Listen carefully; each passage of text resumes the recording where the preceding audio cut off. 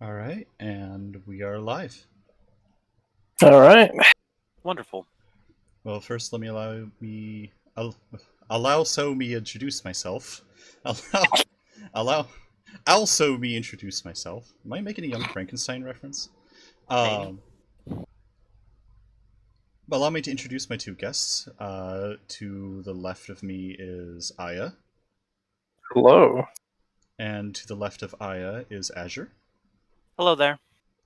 And today they are joining me in my lounge, as you can see, to discuss some rather, not, I wouldn't say breaking news, but as it's been out for about a day now, but Actually, the original tweet was the first, so it's been a few days. it's been a few days, but it was recently brought to my attention, and I think I It's had a can. while to fester.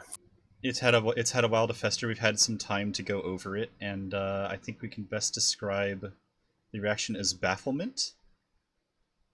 I, Probably the I'm, best way to put that. I'm Bafflement still not and incompetence.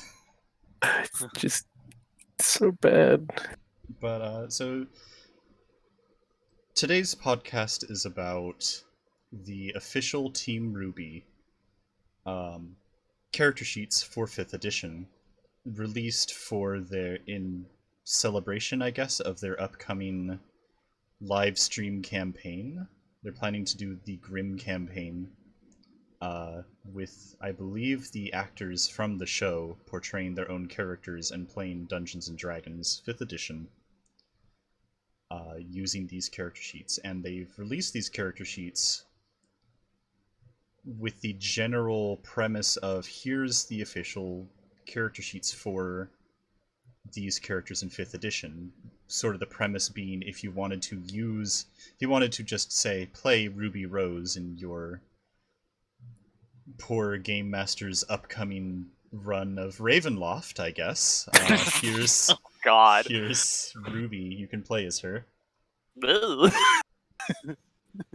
And today we're gonna go over why you shouldn't do that and why Rooster Teeth needs to, in my humble opinion, hire people who know how to actually play Dungeons and Dragons, because the level of gross incompetence reflected on these sheets show a cast or crew that has maybe heard of Dungeons and Dragons and maybe skimmed the player's handbook, but do not understand how the game is actually played. And what we mean by that is we're going to cover but to preface everything, this is not a podcast that is going to attack the show or the characters, or the cast and crew working on it. This is not an attack specifically on Rooster Teeth. This is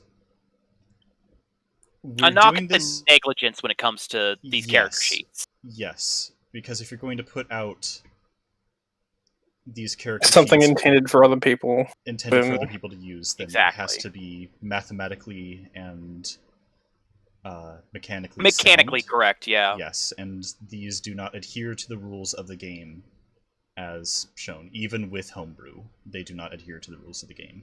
So to preface this, we understand that a lot of the weapons seen in this game are going to be homebrew. That is perfectly fine. We're going to go ahead with the assumption that these weapons have been homebrewed.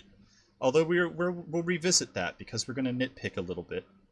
Yeah, there was Yes, yes. As a matter of fact, as Spicy Shadow Lord says in the comments, no, these sheets are not even game eligible. They are not valid for play, even if without homebrew. They are mechanically unsound and reflect a lack of knowledge of how Dungeons and Dragons is played, lots of missing details. how to make a character, lots of missing details, and without going too far into spoilers, let's just say that we are going to see monks wearing armor in today's episode of D&D.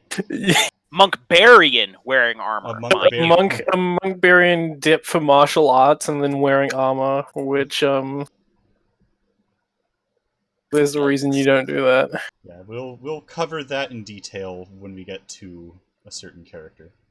Also, to preface this, We are not trying to gatekeep people from playing Dungeons and Dragons. I love this hobby. We are not trying to tell people you are bad for liking RWBY. I care about the setting and the show immensely, as a matter of fact. This is done out of love because we want them to be better, not because we want to see them fail. Yeah, we want people to actually enjoy these character sheets. Yes. And like fine-tuning the little bits and, saying this is where it's a little bit off. Because, like, I feel like with half of these, if you took these into a game, you would kind of just be completely unable to do anything. You would be laughed off the table. And like, also, not if your GM even allowed them to begin with, because technically they're not legal. The only one like that would maybe be fine would be Blake, but that's because Blake's is extremely uninspired, I would say. Yes. But that's because yeah. I guess we can get started if we're all ready to. Yeah, absolutely. What do you reckon? So I'm good to go. I'm going to bring up Exhibit A. We're going to start with the leader of the bunch. You know her well. She's finally back to be a ranger with 9 wisdom. And she only has 9 wisdom because of her race. Otherwise, that would be an 8 right now. So, yeah, it's... Oh, oops. I'm going to adjust Aya's volume just a little bit. Oh, am I too loud? I'm sorry, my dude. A little bit. Well, we need to catch these things before the stream goes on too long. So there we go. That should be a little bit better. So there's a few issues immediately, which is 9 wisdom on a ranger, and you have 17 charisma and dexterity. Which dexterity? That's actually okay. That's fine. The dexterity is just about the only real thing I see that is correct in this sheet. I would argue she probably has higher because it's like maybe a little less on Constitution, a little more on Strength. Because she wields the biggest fuck off weapon in the show. Mm-hmm. Oh yeah, we'll get to that as well because oh yeah, we'll get to that. It weighs 5 pounds. Oh yeah, let's. We'll get there. We'll get there. To preface this, I don't know if they're using the standard array or a point buy system or what have you. It seems arbitrary to us. We looked it over all the character sheets. I've done the math, and it seems like standard array with racial buffs and ability score improvements for the most part. There's a couple of instances where they miss a ability score improvement. We'll get to that. Yes. You said Ruby was one of them, didn't you? Ruby is one of them who's missing some I actually redid the math. I was wrong. It does have both. She gets the +1 wisdom and +2 charisma from being an Aasimar, which I disagree with, but neither here nor there.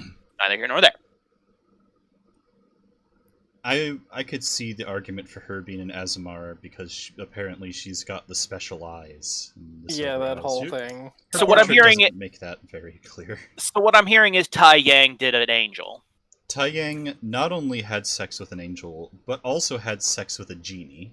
We'll get to Yang later.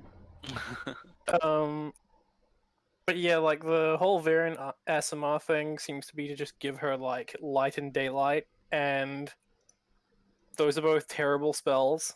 Hot take. No, that's not a hot take at all. They're trash. Cold take. Yeah. Okay. Also, the only way Aasimar could get daylight is if it's from the DMG instead of Volo's Guide for Monsters.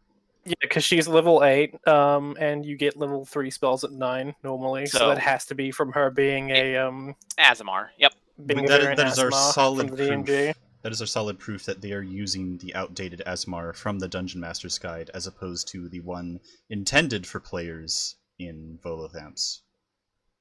Volothamp. What was his fucking last name? Gedarn? Volo's Guide to Monsters. He's a Faerun character. It's hard to keep track of them all. That's very fair. Guess we'll see you around, Spicy Shadow Lord, if you're heading to bed. Yeah. It's like 10 a.m. here for me, so I'm fresh and ready to go. We have been chomping at the bit to dive into this. Last night, yeah. All right. So yeah, I guess we can talk about the elephant in the room. Ranger. Why though? First off, yeah, Ranger. It's no small secret amongst anybody who is at least passingly familiar with 5th edition that Ranger is one of the worst classes in the game. Honestly, just any tabletop RPG, Ranger has just been constantly shit. They've been for, bullied like, since ages. they've been bullied since 3rd edition D&D.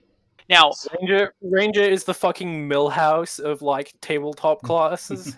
I'm actually here to make the argument as to why Ranger actually fits for RWBY. And yes, go ahead. So, okay, prefacing this, it does have a lot of issues, and if you're not using Unearthed Arcana to fix some of those issues, they're still there, but we can work around it. So, favorite enemy. Okay, I can understand she'd probably have some decent knowledge on the Grim, and, you know, thus have a favoring to fight them. The thing with it is favorite enemy in this edition only grants you advantage on tracking them with survival, which is a wisdom check. Which, she, as I've brought up on her sheet, she has a solid -1 on all rolls to attempt to survive.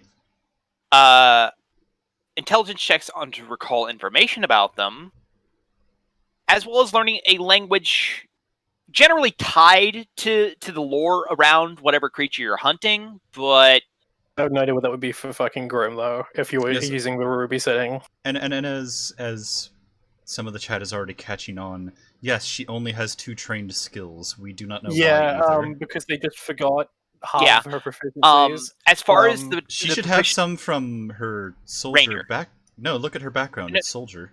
Athletics and intimidation is what she should have from being a soldier. She does not so have they that took, mark. like, She has athletics and athletics, perception from Ranger, and they didn't give her the which is the opposite problem that Yang has.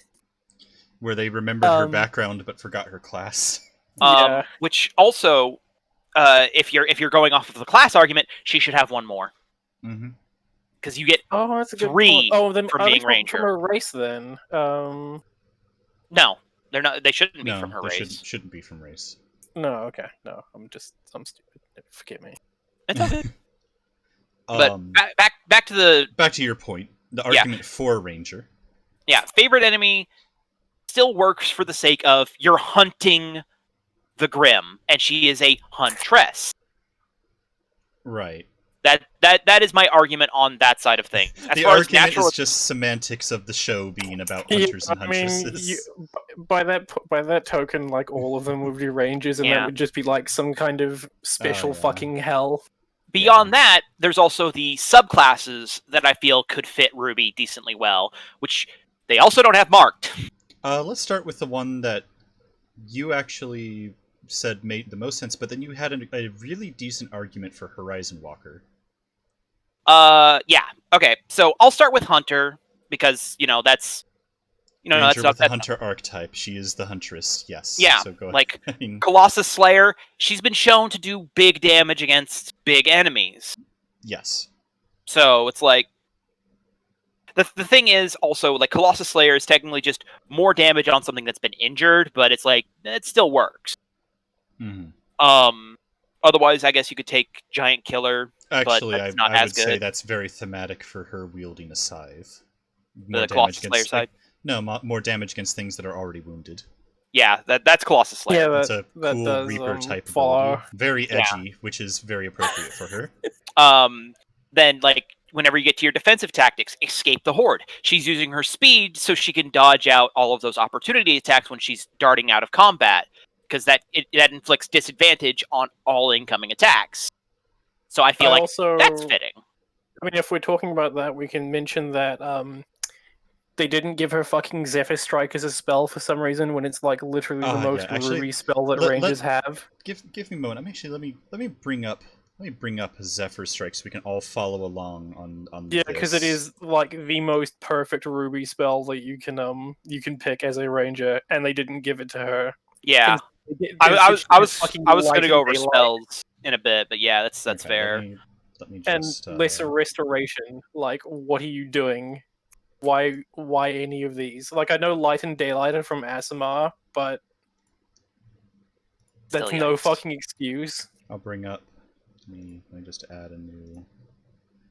Oh, Swan's saying Azure's slightly louder. Roddy. Oh, okay. All right. Thank you all. Thank you for this help with sound balance. First, let me put up... We're a very professional podcast. It's fine. This is the first time. This is actually the very first podcast. Yeah, so. first day jitters. All right, so first let me rebalance Azure a little bit. I had you at 200%. Wow. Okay. And sometimes I get a little quiet. Okay. When I have it so at so 200%. So I've brought Zephyr Strike up on the screen. A spell from Xanathar's Guide to Everything. It is a first level transmutation spell that you can cast as a bonus action. So that's really great action economy right there. Yep. It only requires verbal components, meaning that she can cast this even while wielding a two-handed weapon. Without needing, should be. without even needing like Mm-hmm. Warcaster or whatever as a feat. Yeah. Like, yeah, it's really good. It lasts for up to a minute, and as long as you concentrate on it, which makes, just, what other concentration spells is RWBY going to use? The description is as follows. You move like the wind. Until the spell ends, your movement does not provoke opportunity attacks. Once before the spell ends, you can give yourself advantage on one weapon attack roll on your turn. That attack deals an extra 1d8 force damage on a hit.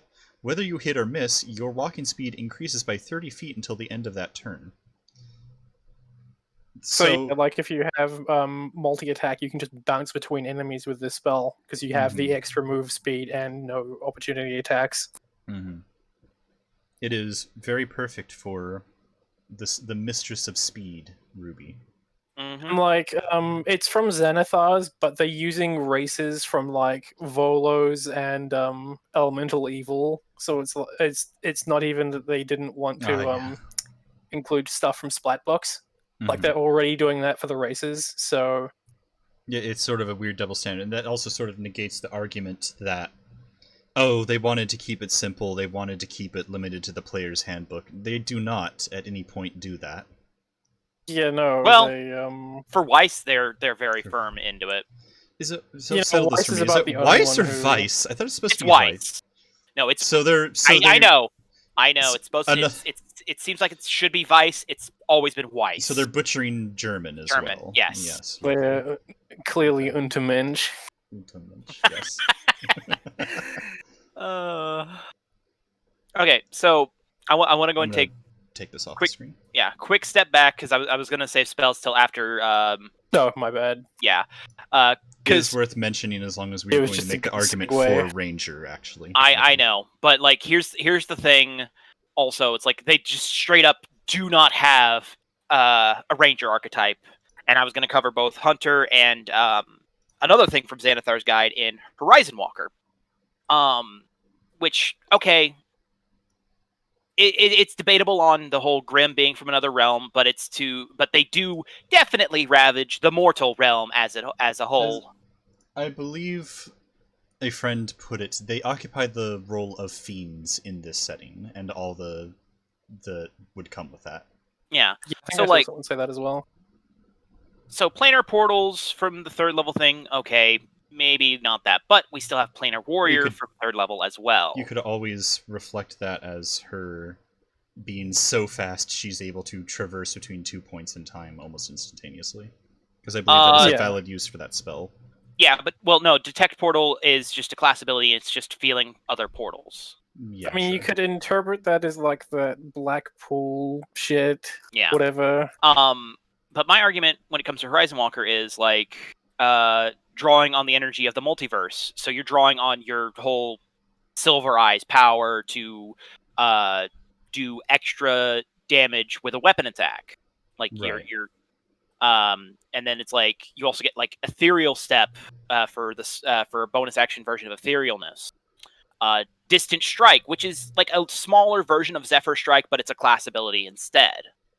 Usable more often, I imagine. Yeah, it's not as strong, but it's still it's a class ability that mimics it, and it's still very useful. And then like Spectral Defense is just her using her speed to use her reaction to give resistance to that damage. As we are going to get to Crescent Rose, by the way, don't you like, worry. No, and then like some of the Horizon Walker spells include like Misty Step, Haste, Teleportation Circle, like a lot of big movement speed based abilities that make sense for the sake of Ruby. It is speed. She is speed. So like that is my argument for Horizon Walker at least. And I believe that covers how you could feasibly do her as a ranger. Yes. Yes. Okay. Without stepping into the bounds of Unearthed Arcana. Which we should briefly mention, Unearthed Arcana has issued a very decent fix for the ranger class that wizards are being cowards and refuse to publish in any form. Because I guess they just hate rangers, or maybe they just think 5th edition is on the way out. Everyone hates rangers. Because like, oh yeah, let's trade out favorite enemy for this thing called favorite foe. That's just free Hunter's Mark. Yes. Natural Explorer, you get Deft Explorer, which, oh hey, look at that. One of the choices for Deft Explorer, +5 walking speed. How about that? It's almost as if it's bringing back what Ranger used to be, which is the only classes besides Barbarian and Monk with increased movement speed. Mm-hmm. Also, because they don't cover her fighting style, I'm going to just say Archery, because there isn't a two-handed weapon fighting style for Ranger. This is going to be a trend with most of these sheets, by the way, in that you will notice they do not... They list things like favorite enemy fighting style... Don't tell you what it is. Ability score improvement without telling you what it is. What they did, yeah. Mm-hmm. Mm. And as far as like ability score improvements, I get that. Points are good, but also feats are pretty decent. I'm not going to really field any feats right now because that would require a lot more effort. We also have to keep in mind that even though we are enlightened, they do say that it is a variant rule, and some people go, "Ugh, variant rules." Yeah, I know. Yeah. Actually, I feel like Swan brings up in the chat brings up a very good point. I feel like we should address another thing about these sheets in that they are very well laid out and very aesthetically pleasing. Yes. Yeah, I can. If a bit incomplete for a lot of things. I think I remember seeing in the Twitter comments that there are a lot of people who just want blank versions of these sheets. Yeah, I agree. I would use this. I appreciate more room for spells, but that's I would appreciate that too. Well, I think the attacks and spell casting is supposed to be for like which ones you're going to use the most. I don't. I would always record my spells on a different sheet anyway. Yeah. Well, I mean, to be fair, like. About that.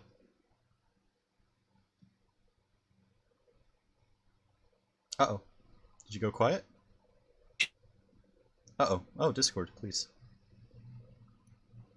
5 spells. What's up, Ray? Okay. You cut out for a solid 10 seconds, you guys. Oh yeah, I think your internet was having an issue because you were it's lagging on stream. Actually cut out briefly there. Okay. Technical difficulties, ladies and gentlemen. All right. We're a very professional podcast. So yeah, like I was saying, when it comes to Ruby's spells, they only have the 2 listed from her race and 2 from her Ranger-esque things. She should know 5 total spells, not including the 2 from her race. So that's 3 that are missing on that sheet. Mm-hmm. And also, I'm confused by Lesser Restoration. Honestly, I am. I'm just gonna go and field that now. Why though? Again, Zephyr Strike, like Long Strider. What are you doing? Yeah. Mm-hmm. So. I actually have an anything... argument for why Ruby is not a ranger, and also, before I go into that, I'm also going to argue why her stats are wrong, and this just demonstrates a lack of RoosterTeeth understanding the ability scores and the alignments, which we will get to. There's a lot of things about the game they do not understand clearly. Ruby is not a low wisdom, high charisma character. In fact, I would make the argument these 2 stats, wisdom and charisma, should be swapped. Ruby is an awkward loser. She has no social skills really to speak of. just because she is a kind and good character and cuteness does not tie into charisma. Your ability to stay cool under social pressure, go in front of a crowd, and maintain your composure, your ability to address a crowd or your team, that is charisma. RWBY has a tough time even with her own team, as they're constantly sort of doing a lot of back and forth with that. But I would say that RWBY is a high wisdom, low charisma character. And the reason my argument for high wisdom is this. Wisdom does not equal wise. Wisdom is a reflection of you being in tune with your surroundings and being engaged in the world. And RWBY's strength as a leader is her ability to look at the situation before her and make the judgment call, make the shots. I mean, that's also, I guess that's John's thing, but they do John dirty a lot in the show, so I'm not going to get into that. This isn't about that. RWBY is the one who's able to go, oh, Weiss, you should go over here and do this. Blake, do that. Like, Yang, go with me and do this. RWBY's very good at that. Yeah, also, so shonen speech, she did like one shonen speech that I remember at all, and it fell really flat because they just got finished fighting their own allies, and then they celebrated it like, yay, we beat the person that's on our side. We did it, Patrick. We saved the city. Everything's on fire. Yeah, everything's on fire. So this dramatic speeches is not a function of charisma. Anyone can make a dramatic speech. Anyone can do that. Yeah. The only time it matters for charisma is if you're using the inspiring leader feat. 90% of the time, RWBY is kind of a fucking loser. She's not the kind that gets a lot of people on her side. She has to constantly fight to do that. If she was a high charisma character, I feel like a lot of the problems in volumes 4 through 7, or 4 through 6 at least, would have been bypassed. But here's why you should not give RWBY a wisdom of 9. Characters have an average wisdom of 10. That is the human average. For each point below that, they become more and more disconnected from reality. Now, RWBY is quirky, but she's not insane. A wisdom of 9 is that one girl who doesn't have enough, like, screws tight in her head to realize she shouldn't go up to you, her coworker, and be like, hey, want to see my Noctis/Ignis/fic? Like, let me, like, read it to you while we're at work. And it's just like, RWBY, no. I don't want to hear your /fic. We are on break. Would be like Penny. Wisdom 9 would be like Penny. Yeah, Wisdom 9 would be like Penny. So RWBY doesn't act like Penny. In fact, RWBY even has enough awareness to know, hey, Penny, that's not how you should act. Penny, that's whack. Stop it. That's whack. Yeah, stop it. Penny, at least Penny can get her screws tightened, as Swan. God damn it. That's good.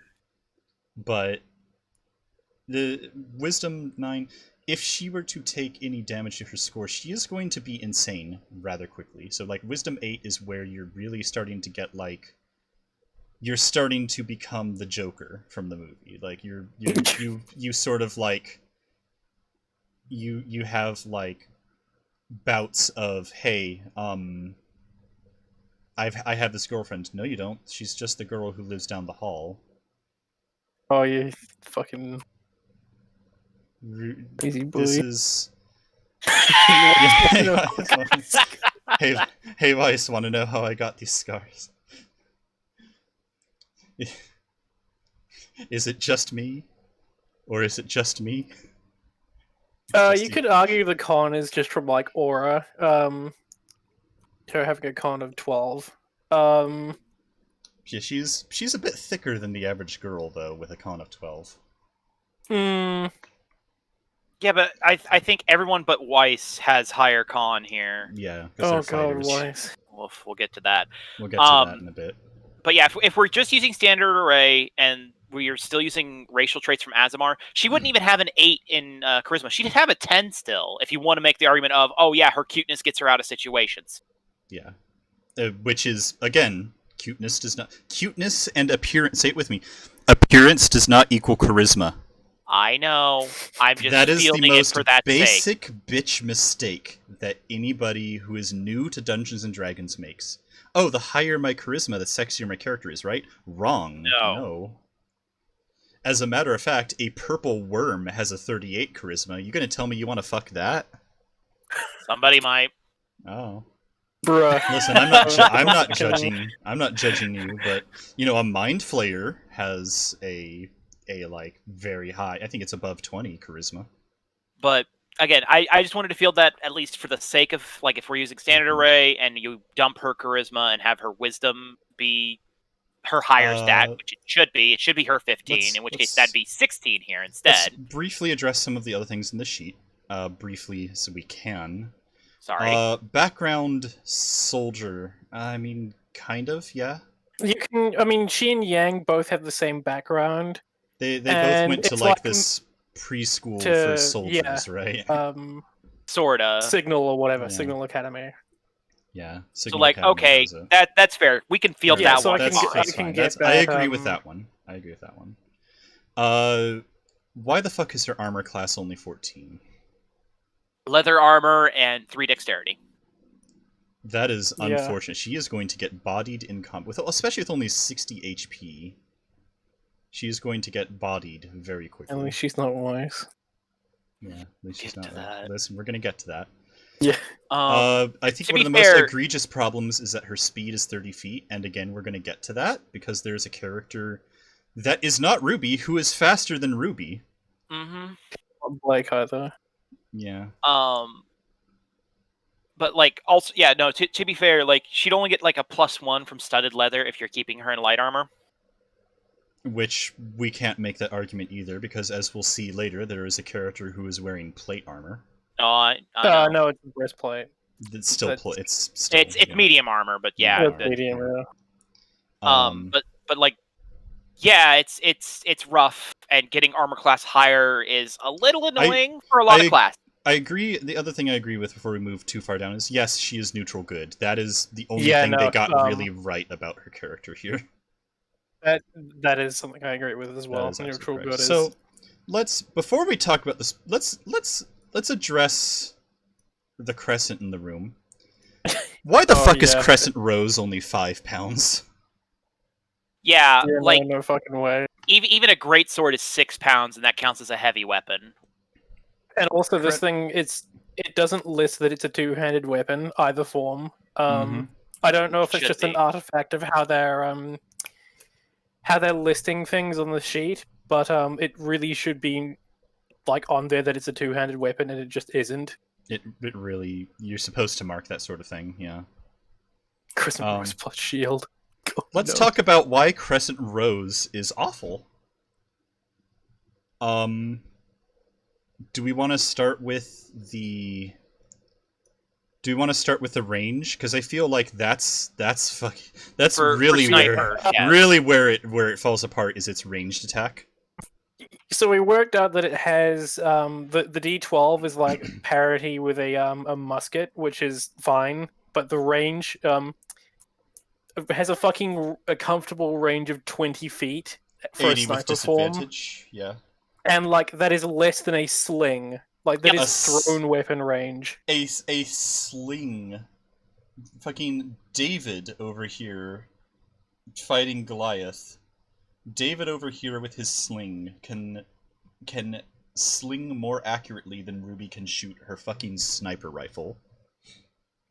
It is and also like I think Crescent Rose is another one where it has a lot of these weapons have a really odd, like, just +2 to damage that seems to come from nowhere. And it's not from them being magic weapons, because that +2 isn't in the 2-hit bonus. It is not reflected in the attack bonus, no.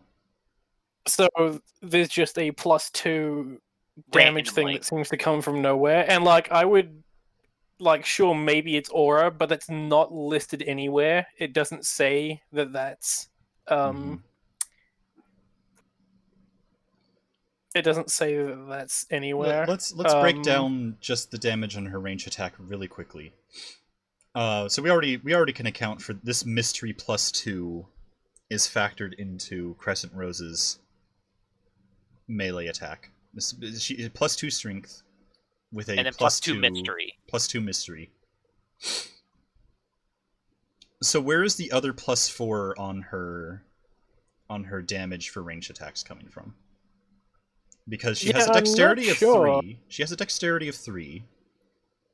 And unfortunately, it says +7 for her damage, 1d12 +7. So where's this other 4 coming from? Yeah, because looking at the sheet, it's an unknown +2 because it's like, so you've got the dexterity and the mystery +2. Where's that extra +2? Are they counting it as a spell attack? Because like literally right under that is the +2 spell attack, which gives me a No. a very No. Ooh, I'm not sure how to. I'm not sure if that's where they're getting that from or not. There is no fighting style that would add to that. No. No, because archery would just add a +2 to hit, not to damage. Correct. Which she doesn't seem which to is have also not, because it's only yeah. a +6. Which would also not apply to anything but a bow, unfortunately. No. No? It's just ranged weapons. Oh, just ranged weapons. Okay, so that's a change I was unaware of. I do not believe it factors in Hunter's Mark before anybody points it out, because Hunter's Mark is just straight up bonus damage. It'd be 1d8 bonus damage. Yeah, not just a simply extra mystery +2. I don't believe it is accounting for favored enemy, because favored enemy doesn't have that. Favored enemy doesn't have that. What if they did that +2 to hit, but mistook it as a +2 to damage and not to hit? Oh, that's potential. That's potential. Again, that could be it. I can honestly believe that. I can believe just that. Demonstrates a lack of how they understand knowledge the game. when it comes they don't to know that attacks do not equal damage. Probably. I can believe that looking at these sheets, and that also might explain why they have the +2 mystery +2 to damage, because it's like, oh, it's an enchanted weapon, it gets +2 to damage, but it also gets +2 to hit. They just don't know that. Yeah. Yeah, but they might not know that. Yeah. So again, let's again, it's a homebrew. We'll have to wait and see if there's some weird stat fuckery going on here. But even apart from that, it is inexcusable to have a sniper rifle or shotgun or whatever this is. This should have a longer range than a sling, and it doesn't. Yeah. It doesn't even have a range comparable to a crossbow or a bow. Johnny on the streets over here can raise a crossbow and shoot further than Ruby can. This is literally like throwing dagger range. It is. It is throwing weapon range. It is throwing weapon range, which is inexcusable. Also, they read the 5th edition rulebook about as much as they read the first drafts of the script. You're not wrong. Yikes. Yeah. Well, I had to endure the English dub as well. I'm sorry. I guess we can talk 2d6 plus 2d6 for the Crescent Rose damage isn't right, is it? Because Greatsword isn't quite that much. No, that is Greatsword damage. That is Greatsword damage. Oh, is it? Yeah. But it's also reach. 10-foot which reach, would put it on level with the glaive. But with way more damage. No, a glaive is not 2d6. Most reach weapons don't break 1d10. Glaive is 1d10. Yeah. So yeah, it's a great sword, but it also has a reach property in there because fuck you, I guess. Because it's a sight. Again, I feel like we need to stay on point. These are homebrew weapons, obviously. Yeah, but they are very bad homebrew. Existing weapon and reskin it. They are very bad homebrew because, again, sniper rifle with the range of a throwing dagger. Like, full stop. Just stop right there. Stop right there, criminal scum.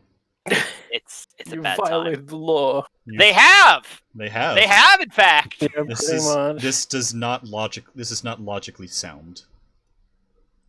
Let's see. Crescent Rose. She has a backpack. She has some Crescent Rose. She has light armor. Crescent Rose weighing 5 pounds. The big D&D no. player in me wants to say, "Oh, so you don't have any rations? I won't point this out until, well, okay, all right, girls, you're settling down for the night. So what are you doing about dinner?" And then they realize, "Hey, wait a minute. We were supposed to keep. We have to eat. We have to keep track of that kind of thing." That's what this character sheet smacks. Stray. Don't worry. Ruby's a ranger. She can just forage with her -1 survival. Yeah, roll it. Exactly. Roll it. Let's see what you get. She doesn't even have Goodberry though. Yeah, she doesn't have Goodberry. I don't think Common and Celestial. Again, this is going to be a weird thing on these character sheets with the languages of just like, but there's just a language in the show. And so the answer is we can't overthink this one because they just said, "Hey, Aasimar, get common." But also, as a ranger with favorite foe, and it'd be 2 favorite foes at this level, she'd get 2 extra languages. She's missing 2 languages. Yes. Yeah. Also, yes, you are right on that one, Aya. She could just have Goodberry. She could have Goodberry as a spell. Her Goodberries take the form of chocolate chip cookies, obviously. Yeah, there you go. I think we brought this up when we were discussing this, but she doesn't have firearms proficiency. But like, if you're doing like a more modern setting, you can kind of feel that. Firearms proficiency. The GM, it says specifically the GM can rule that everyone has firearms proficiency. Also, I want to field another thing real quick for the sake of it. So yeah, the damage is comparable to a musket. The range is shorter than a shotgun. Using DMG's rules. Shotgun is 30 to 90. Yeah. Oh wow. Okay, so it is like worse than a shotgun. It is literally on par with a throwing dagger. That is oof. Yeah, it is very That's bad. an oof from me, Chief. So again, really quickly touching back on previous points, she's missing some skills. Yep. She's missing some. She's not ready. This character sheet is half baked. This is a half baked chocolate chip cookie at best. Is missing the intimidation from being a soldier, is missing, and if you're just going off of, it's just ranger stuff, she's still missing a skill anyways. Mm-hmm. She doesn't have acrobatics either. Like, the chosen skills in athletics and perception, yes, those are good choices, but we are still half baked here. Quick suggestions are obviously flip charisma and wisdom for what Stray said. Finish out your skill listings. Finish out all of the details when it comes to favorite enemy if you're not running anything from UA. Natural Explorer, again, if you're not running UA. Fighting style. The rest of your spells.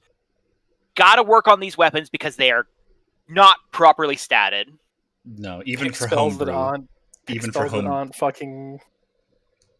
for homebrew weapons, these are not. These are. You might as well just use actual weapons.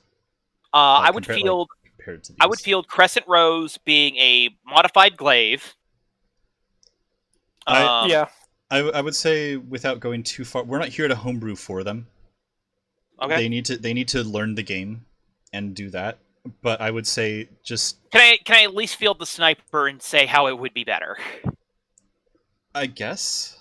Because instead they should just use the hunting rifle from the modern items firearms. 2d10 piercing, 80-240, boom, you're done. Yeah. Because as these weapons, these homebrew weapons are supposed to be really special and awe-inspiring, and Crescent Rose falls flat on all accounts. It falls flat on its face. You literally just have to fucking shove the barrel. It falls down flat on its face mouth. while also somehow weighing 5 pounds, which is bullshit. Yeah. Spells, gotta have a lot of work on these. Zephyr Strike is a must. Long Strider is a must. Blister Restoration, I don't know why it's there. I really don't. Yeah. So one more thing. So what I was going to field, so this is the part where we suggest alternate builds if you wanted to actually capture the spirit of the character. With Ruby, if you wanted to keep her stats, keep her charisma high, keep her that low wisdom, Celestial Warlock with Blade Pact. Yeah, I reckon. Artificer is another option. There is an Artificer build. I was gonna go and field a little bit of that. There's an Artificer build centered around building and maintaining your special weapon. There's also Battlemaster Fighter, which you could make an argument all the girls in this show are Battlemaster Fighters. Certainly it would be a better fit for Ruby than Ranger. it's a pretty fucking good archetype. Like, it's one of the best fighter ones besides like Eldritch. The way I would field it would be 2 levels at least of Artificer, because she made her own weapon, and that's shown in the show. With probably Battlemaster fighter for the rest of the levels. You could just pick up the Martial Initiate feat, which just gives you Battlemaster maneuvers. Because that would work too. Yeah. I mean, there is a UA thing if you're using UA, which lets you change a Battlemaster maneuver once per long rest, I think, which makes it a lot better. So that feat is actually worth picking up if your DM will let you take the UA thing, because you're not locked into your starting picks. Yeah, what a world that fighter is better than ranger. Yeah, ranger's kind of not good unless you're using the fixes for it. Again, like ranger, it's just the millhouse of fucking the tabletop classes. It is the only argument I can give to ranger is just for Zephyr Strike at this point, because you can't get Zephyr Strike any other way other than Lore Bard, or it's level 10 magical secrets, or Magic Initiate, which you'd only get Zephyr Strike once per day at that point. Yes. Which even then, I don't think you can actually get that way, because Magic Initiate is you get cantrips from. So I'm gonna double check the Magic Initiate. Is first level. Yeah, but Magic Initiate, you choose Bard, Cleric, Druid, Sorcerer, Warlock, or Wizard, not Ranger. Yeah. So you cannot get Zephyr Strike unless you are a Ranger or a Bard. Unfortunate.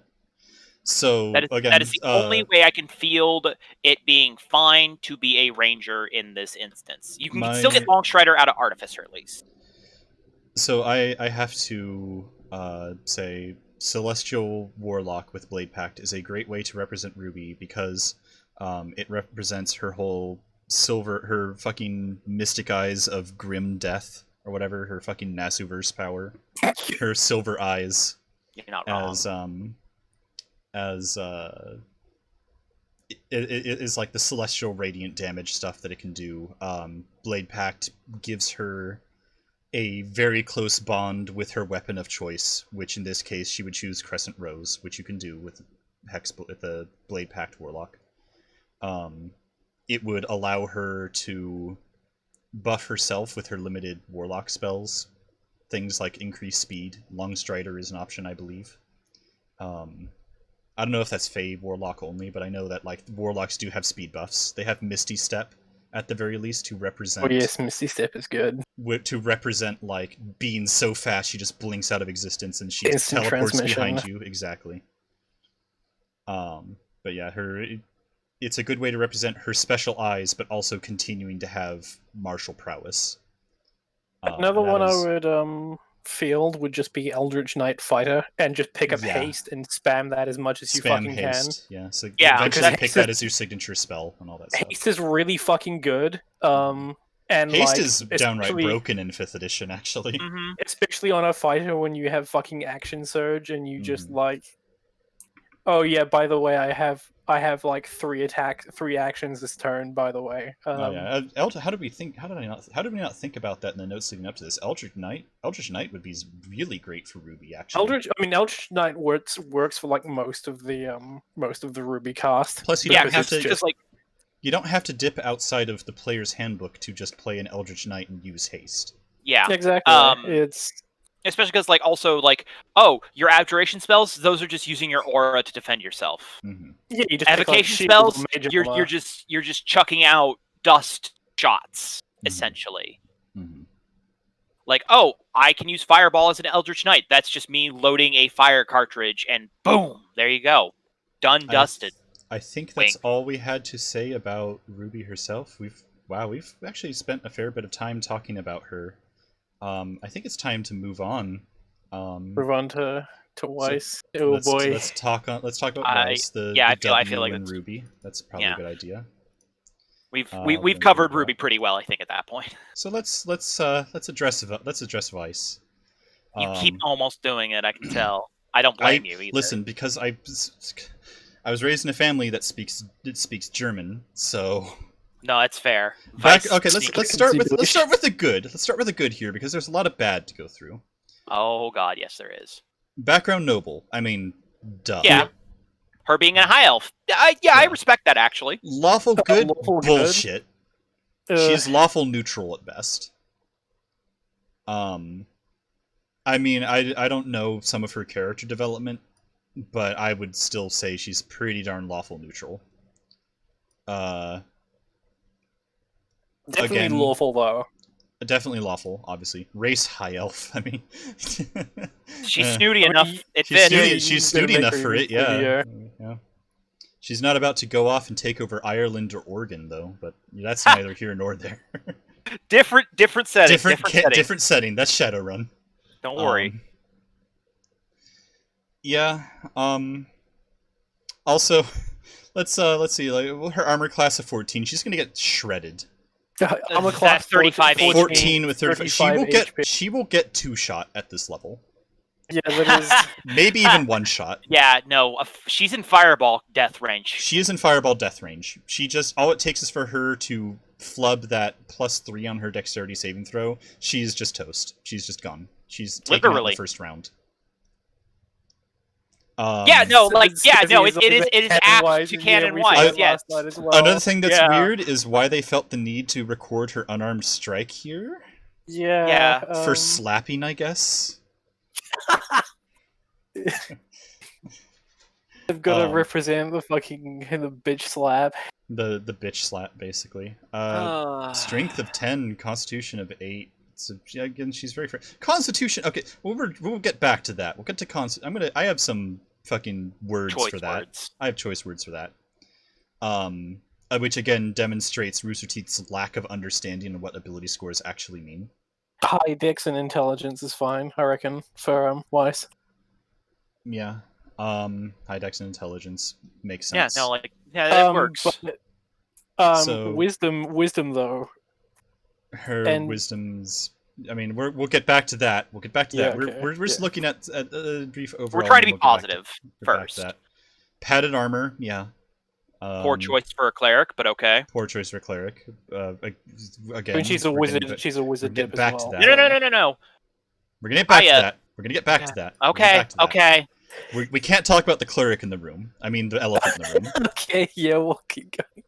Because I was about to field how armor works in this edition. Let's look over here. Crossbow light, crossbow light, dagger, dart, longbow, longsword, quarterstaff, shortbow, short sword, sling. So why does she have all this gear? That's proficiencies, but yeah. That is proficiencies. That's right. That's not. I was misreading. Yeah. I am the fool. But yeah, she doesn't have rapier proficiency, but that's fine because they've made Merfinaster a longsword anyway. It's not a rapier. Except that which is fine, honestly. Except they are very clearly using it as a finesse weapon with a +5. Longswords can be finesse, can't they? No, I'm thinking of versatile. They are versatile. No, they are versatile. So Merfinaster right. is a rapier that she does not have proficiency in. That is a good point. I am stupid. So let's talk about this now. Let's talk about why we have to talk about Weiss. Cleric?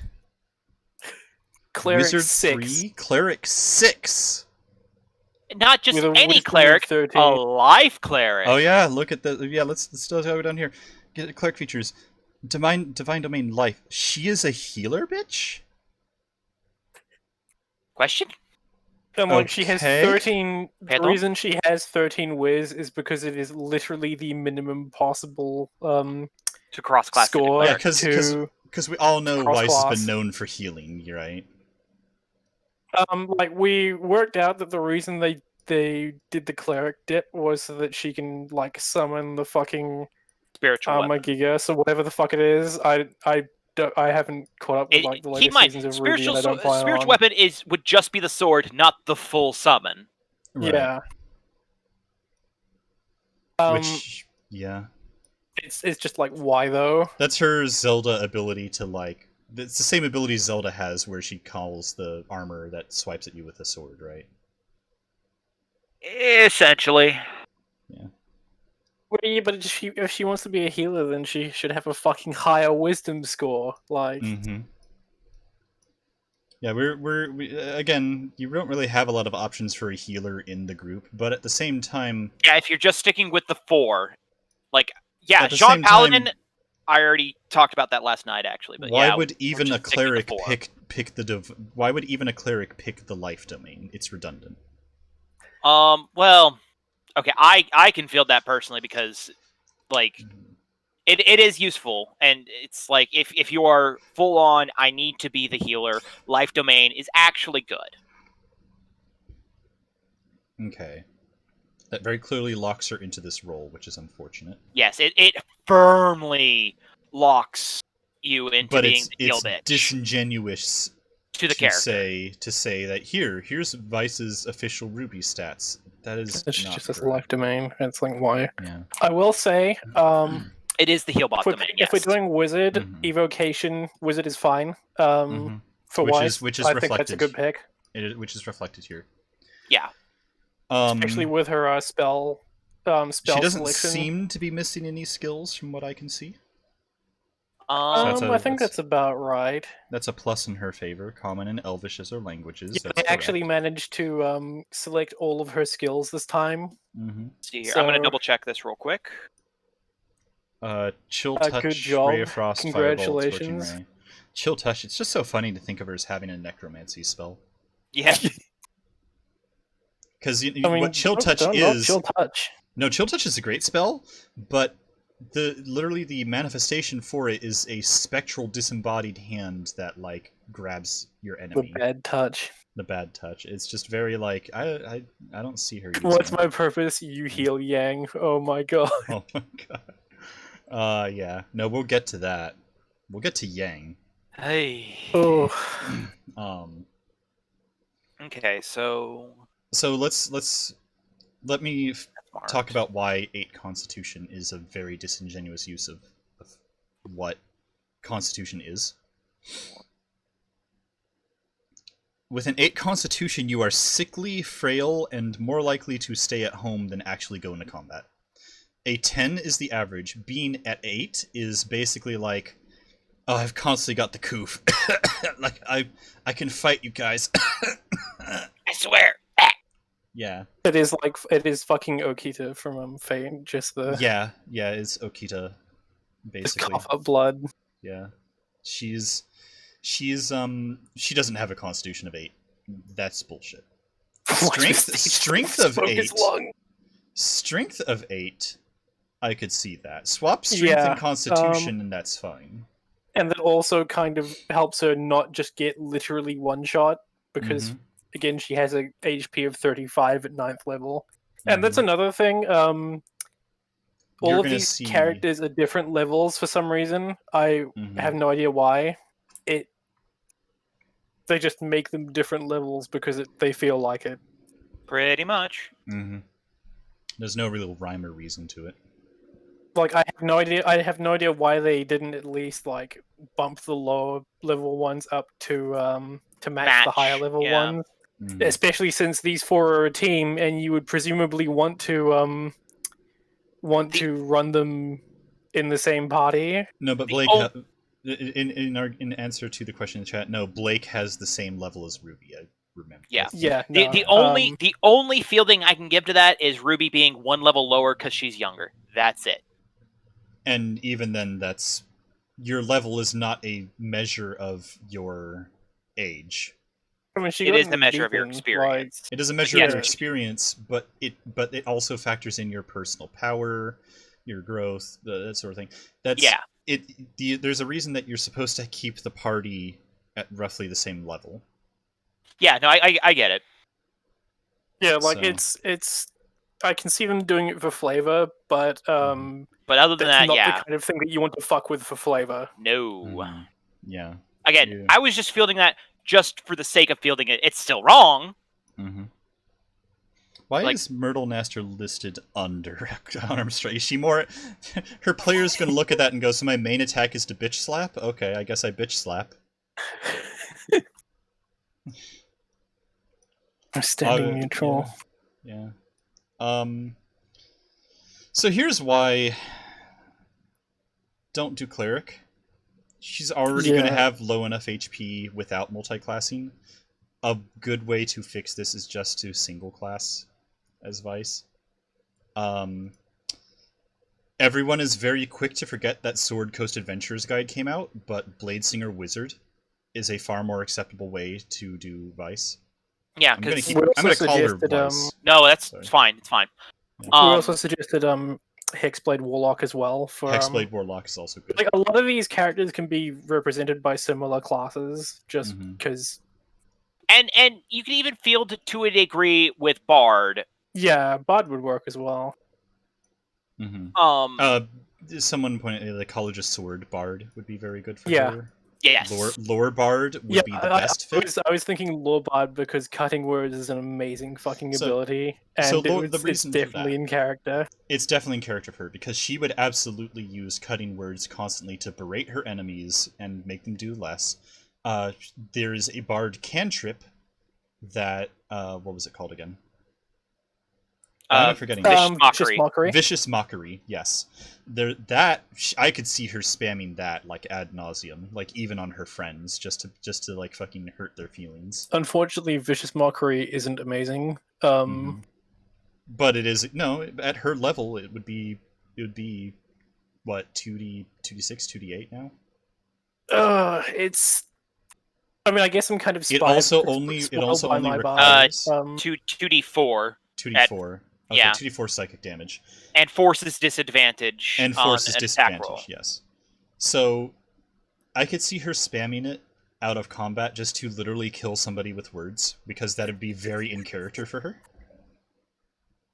She would just throw such a fucking just kill them through sheer emotional damage, basically. That would be her. I would absolutely see her as a card. Yeah, because like if you're out of cutting words charges, which is you're out of Bardic Inspiration at that point, you still have that cantrip to fall right back onto. So it's like, yeah, you're still killing them with words. Great, I love it. It would also give her the all-important rapier proficiency that she should. She would be actually proficient in a rapier when she is currently not. She's currently not. As a lore bard, she's also the skill monkey. Mechanics wise, at least, like that's useful. Yeah. Which would reflect her high education and upbringing. I mean, you could use it to grab stuff like Fireball as well, just for like the bigger Mercenaster technically does not shoot. It's more like a spell focus. It's a spell focus. Yeah, because that's where she channels all of her dust through. Welcome to 5e, Snazzy. Yeah, basically. Get fucking crit on. And like, if you want to argue for the sake of, I really, really, really, really, really want Spiritual Weapon, Magical Secrets at level 10 would just let her have it. Yeah, no, just take fucking Bard and pick up Magical Secrets if it's that much of a thing that you need. If it is absolutely essential to your build. As a lore bard, you get 2 spells from at level 6, and then Magical Secrets would give you extra spells. At level 10. All bards get that. Yeah, all bards get Magical Secrets, but as a lore bard, she also gets that at 6th level. So, hey, would you look at that? Bards can cast 2nd level spells by the time they get this. They can get 3rd level spells at the time they get this. So with additional Magical Secrets, and her being level 9... Oh, damn it. There we go. Oh, sorry, what? The stream kind of lagged. To me there for a second. Oh, weird. Okay. So yeah, at level 6, which this is her at level 9, even though everybody should be at the same level at 11. Point still stands. At this level, if she is the same level and she is just a lore bard, she could have Spiritual Weapon that way with rapier proficiency. Her dancing, because she's very much a very, it's clear that she has training in dance, and with that with the whole fencing thing, there's her performance check. So she doesn't need to sing or play an instrument. Boom, you're done there. Oh, Also, and she no, does sing. Snazzy, you are wrong. It's much worse than that. Mm-hmm. Also, Yeah. also you do bring up a good point. Another good argument for her as a bard is she does sing. Mm-hmm. She does, in fact, have a decent singing voice, as we've seen not only in her trailer, but I believe in the show at this point now. I believe so. Yeah, I reckon Bard would definitely work for her. Definitely. So, all in all, Bard or Bladesinger Wizard would be the better way to do it. Because Bladesinger Wizard also has the thing of it sings, but it also has more of a focus on elemental magic interspersed with swordplay. I guess if you really don't want her to have a higher charisma, then yes, you should go Bladesinger instead. Mm-hmm. But she has social graces. She is confident for the most part, as far as I've seen in social situations. Thus, she would can feel take a higher charisma. She should absolutely have a higher charisma than 12. She takes command of a situation, even if it's not her situation to begin with. That is indicative of a higher charisma score. I reckon just because she's a bitch doesn't mean she has a low charisma. She should have a much higher one. Exactly. And just because she has a scar doesn't mean she has a low charisma either. Yeah, again, charisma does not equal appearance. Yeah, that can feed into your intimidation. I do want to. I'm being a smartass. I do want to point out that she has trance from being an elf, so she doesn't actually need to sleep. She just kind of sits there and broods as she stares out. She stares out over her team in the city and goes, "Why am I with these assholes? I never asked for this. I never asked for this." The other part also, like, so throwing out evocation spells for the sake of it, because a lot of the dust stuff is evocation. Like, I can see why evocation savant or like specialization for wizard works. Like, sculpting spells works there as well. My counter argument slightly would go towards meta magic feats or dipping into sorcery. The meta magic feats are not out yet. We think they're going to be out in Tasha's guide. They are currently up in Unearthed Arcana feats.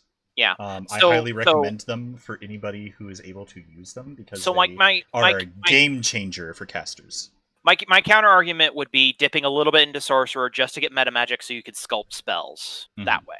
I do want to point out that, like, at least with the cleric dip, they took guiding bolt, because guiding bolt is fucking incredible. No, that's a good choice. It is really good. So, like, credit where it's due. The fact that RWBY has a higher charisma ability to take control of a social situation than Weiss is very baffling. Yeah, that is confusing as fuck. That's bass backwards. Yeah. What else is weird here? Let me check my note. I know we had a little bit more to say about the Ice Princess.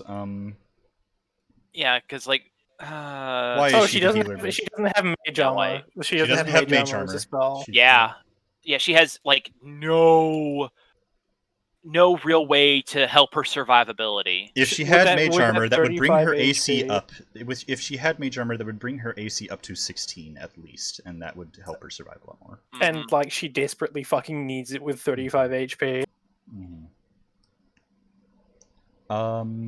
So yeah, I think it would also make her the highest AC in the fucking party. It would, yeah. Which makes sense with how little she actually wants to take hits. Yeah. Yeah, no, with that series, 35 HP, she desperately does not want to get hit. That's gonna melt like a fucking chocolate tea kettle. She's gonna melt like an icicle, yeah. I know that. Yeah.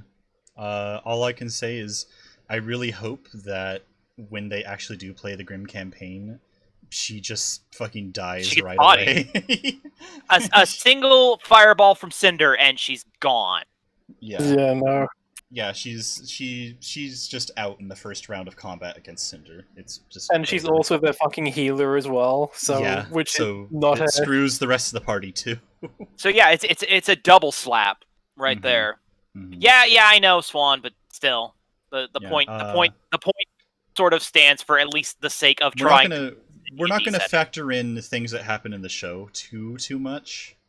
Well, because you actually still have to be able to fucking play this character. You still have to be able to play this character. Yeah, that much we're trying to do. Things that happen for the convenience of the plot and the contrivances that the show uses are not going to be too factored in here. I know it's probably a bit late to say that, but she, as a character, this is disingenuous to her. Yeah. This is not a good reflection of what Weiss is. Most of everything, though. When it comes to Weiss, is she? Yeah, for the most part, like we fielded most that we can. Yeah, I think we can move on to Blake. It really is just a matter of why is she a wizard 3? Why is she wizard cleric? That is the big the class selection is the big big why though. They very clearly have ignored much better options that would reflect who she is. If they needed her to have a healing spell, they could easily take that with. You can still get that. You can still get that through Bard. You can still get a healing spell through Bard. Healing word is really good, by the way. It also doesn't reflect her calling upon a god, which I believe she is not in tune with the gods of the setting. So why is that a clerical thing? She could just be a bard who has healing magic. That's easy. Mm-hmm. So. Yeah, I think we can move on. Then. Yeah. So I think that's all we have to say about Weiss. Why don't we move on to the B in RWBY? Let's move on to Blake. Are we good with that? Yeah, I'm good. Yep. All right. So here she is. Right off the bat, this is a vast improvement compared to the other things. We are going to nitpick it because it's still pretty bad. It's pretty bad. It is. First off, background folk hero. Yeah, I get that. See that. There's other ones such as liberated slave, I believe, which would fit better for her. Charisma is amazing. Yeah, her charisma is. Okay, so a lot of people were going on lawful neutral in the comments of the Twitter post. My argument for that is that she has a code of honor that she got after she was done being a rebel. She grew a code of honor and was just like, I'm going to live by this code of honor. Yeah, even as a rebel, I would personally go for you can still neutral with that. You can still be Robin Hood and still be like lawful neutral as long as you live up to your code, like your personal code of ethics. Which is how I prefer to play Paladin in 5th edition in general, anyway. So I need to clear this up because people are going to talk over me. Sorry. Lawful, neutral, and chaotic are mindsets. All your alignment is a reflection of your mindset. I could make an argument for Blake being lawful evil because that's what her mindset is. Her father is definitely lawful evil. Blake you could make an argument for her being chaotic neutral. You can make an argument for her being chaotic good. It's true neutral. Lawful neutral. They're all very good arguments for it. It's just baffling that they would pick lawful neutral when that's clearly not what we see and think of her as. Yeah, no, it's like the first trailer we see her attacking a lawful shipment of goods. So, she's kind of a Robin Hood-esque type of character. So why is she that's the argument against lawful neutral. Of just like, we don't really have a lot of proof that she is lawful neutral. You could make an argument for it, but that's about it. Yeah, it's a matter of interpretation. I think they stuck her with lawful neutral because we see her as like the quiet bookworm for most of the series. And that is a very disingenuous way of reflecting alignment. Your alignment is not your personality.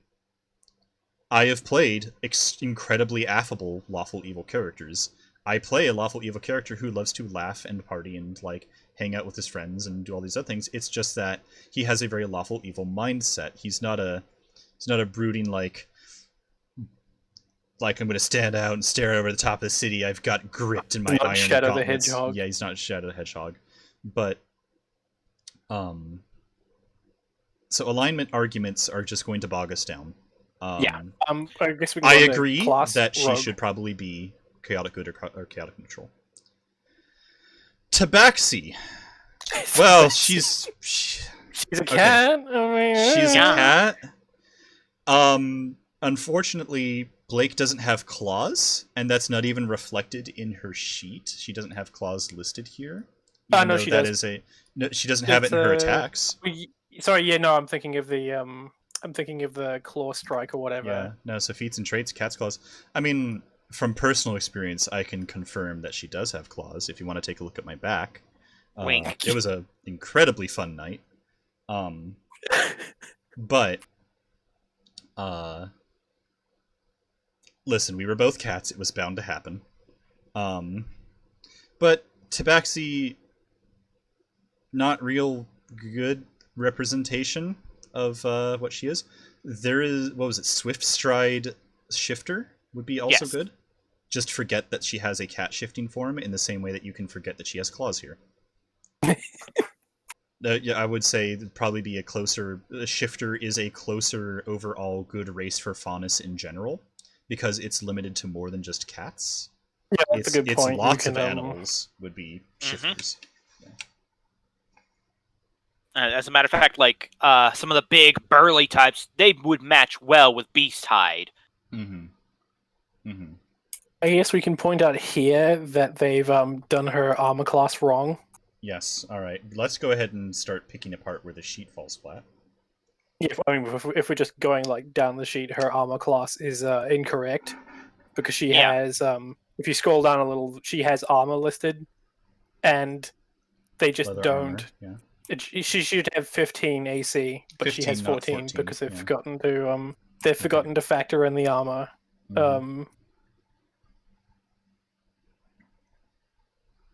Oh, did we cut out again? No, no, we didn't. Okay.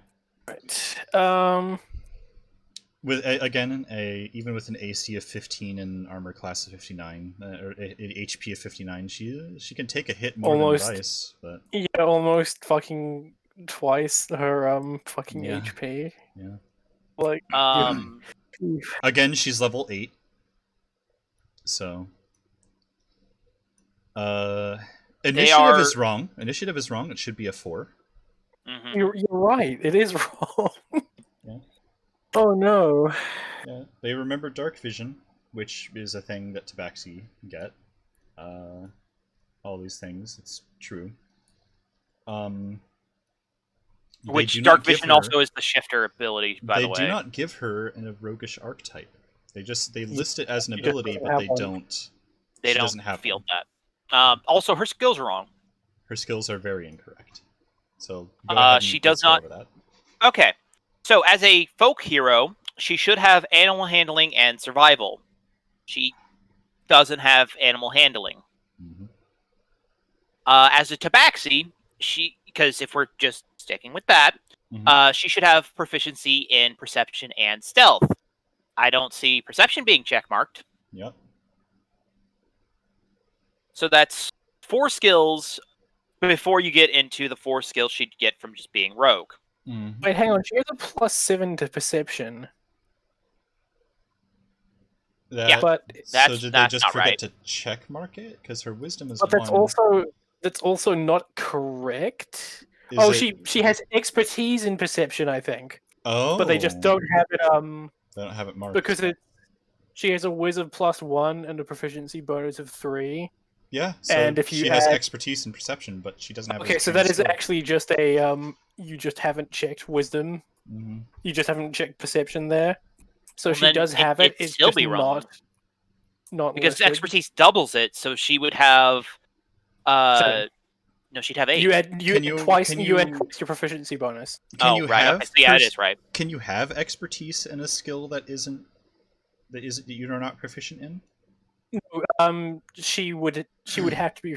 I think they have just not checked it. I mean, she should be proficient in it anyway because of her race. Well, because she's a Tabaxi. Yeah. So, I think they just haven't checked it. No, they just forgot to check mark it. They don't represent where she has her expertise at all. So that's that's another. I think she has it in probably in acrobatics as well. And looking at that in sleight of hand as well. How not many in sleight of hand. Do you get as a? Her sleight of hand isn't an expertise, or it's clearly adding her proficiency bonus because she's a +7, so that's her proficiency plus her dexterity, but that's not checkmarked either. So, expertise at this level would have 4 skills be buffed. Okay, so that's acrobatics, perception, sleight of hand, and stealth. But there's also athletics there. What is her? There's strength? there's That's 5 skills that are quite high there. Yeah, Higher she than has that it. would be, yeah. She has it in athletics if it's expertise. Well, that would be consistent for expertise because it's a +1 from strength and then a 6 from your proficiency bonus twice. That is another good point. What is up with that investigation proficiency? If she's got proficiency, she's intelligence is 0, so No, she just has investigation proficiency. proficiency is consistent. She just has it. And where is that coming works. from? That works. Probably just being rogue. Probably just being rogue, yeah, for finding traps. Probably, yeah. For finding traps, but her intelligence is a 0. For some reason she has 5 expertise. Yeah, which she should have 4. If anything, she should have put expertise in investigation so she could find the traps before her party stumbles into them. Yeah, I would have said take it out of tools. athletics. Yeah. But again, she has 5, so I'm not sure quite why. Yeah. She is there's some inconsistencies again here. Also so then let's talk about her real quickly, touch on Gamble Shroud and why something is yes, we're off doing with this. that. Okay. Yeah. Again, there's not a whole lot wrong. There's just inconsistencies on her sheet that demonstrate, again, they don't really understand That how the sickle should system not be works. that. The sickle damage should not be that high. I'm going to start there. Mm-hmm. Pistol goes forever.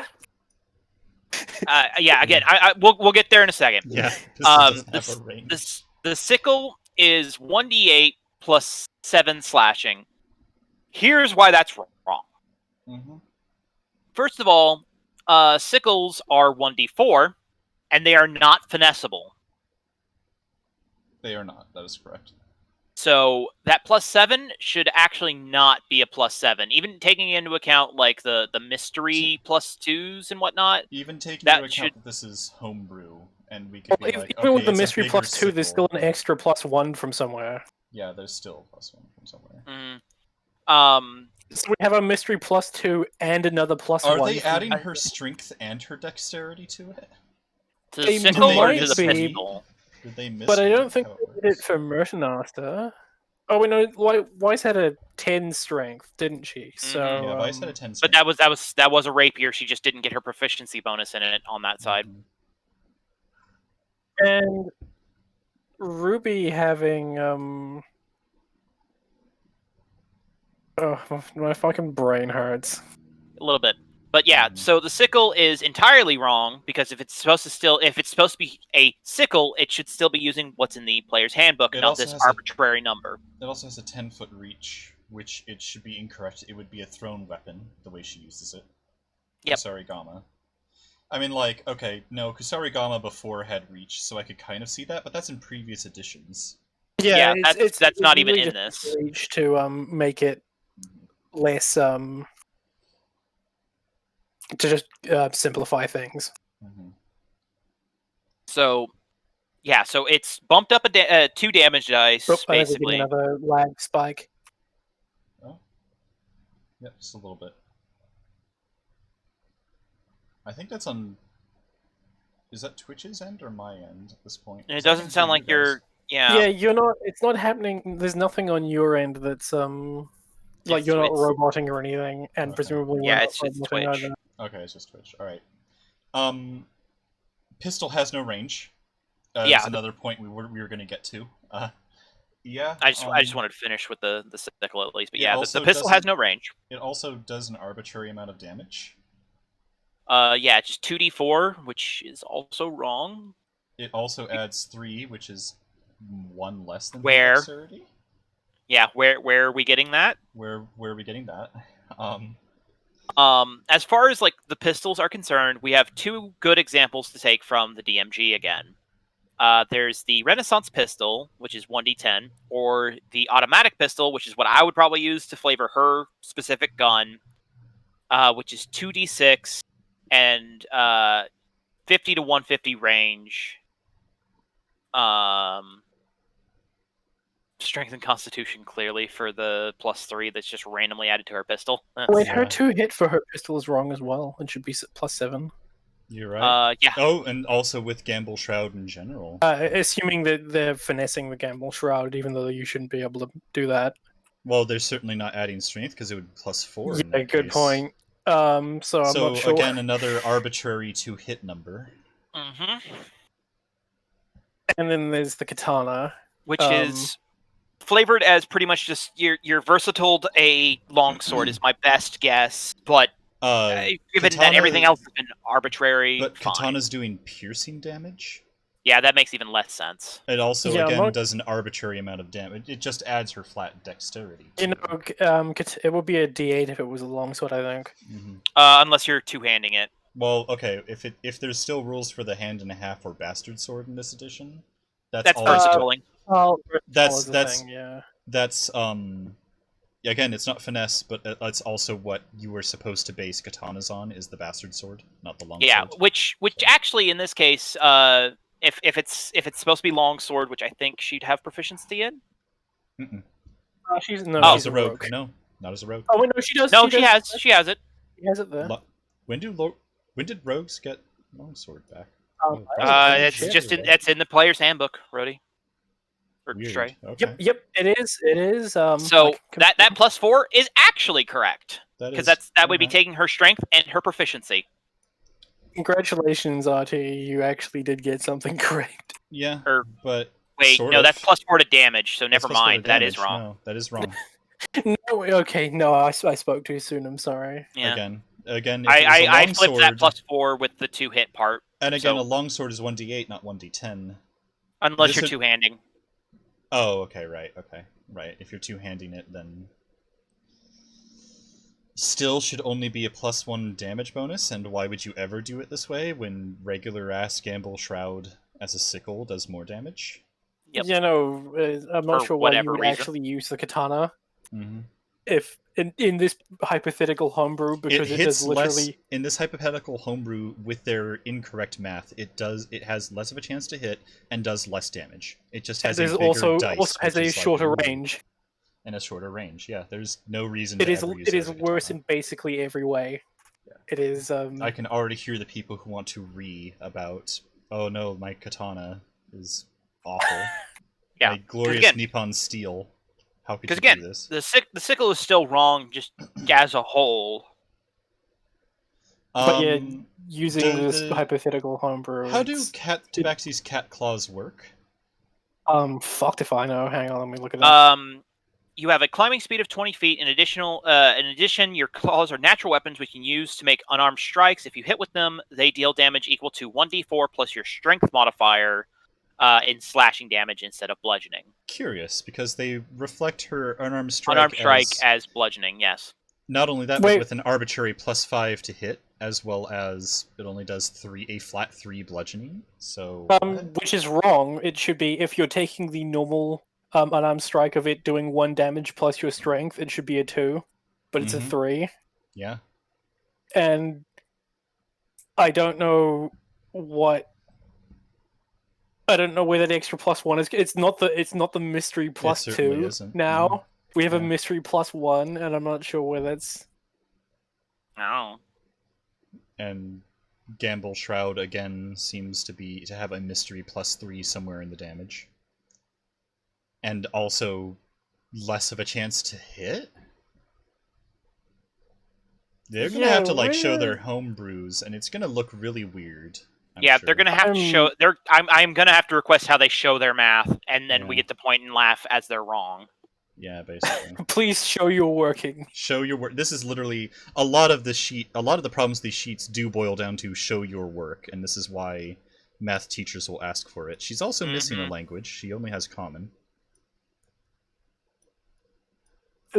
Yeah, because Tabaxi get 1 extra language if we're sticking with Tabaxi instead of switching to a shifter. Yeah. So there's a lot more wrong with Blake than initially thought, actually. No, a lot of the problems with Blake's, because there's no problem with her being a rogue, but a lot of it boils down to you still did the math wrong. Weapons are wrong, math is wrong, initiative, no is wrong. No archetype. Skills, you're missing some. You're missing a language.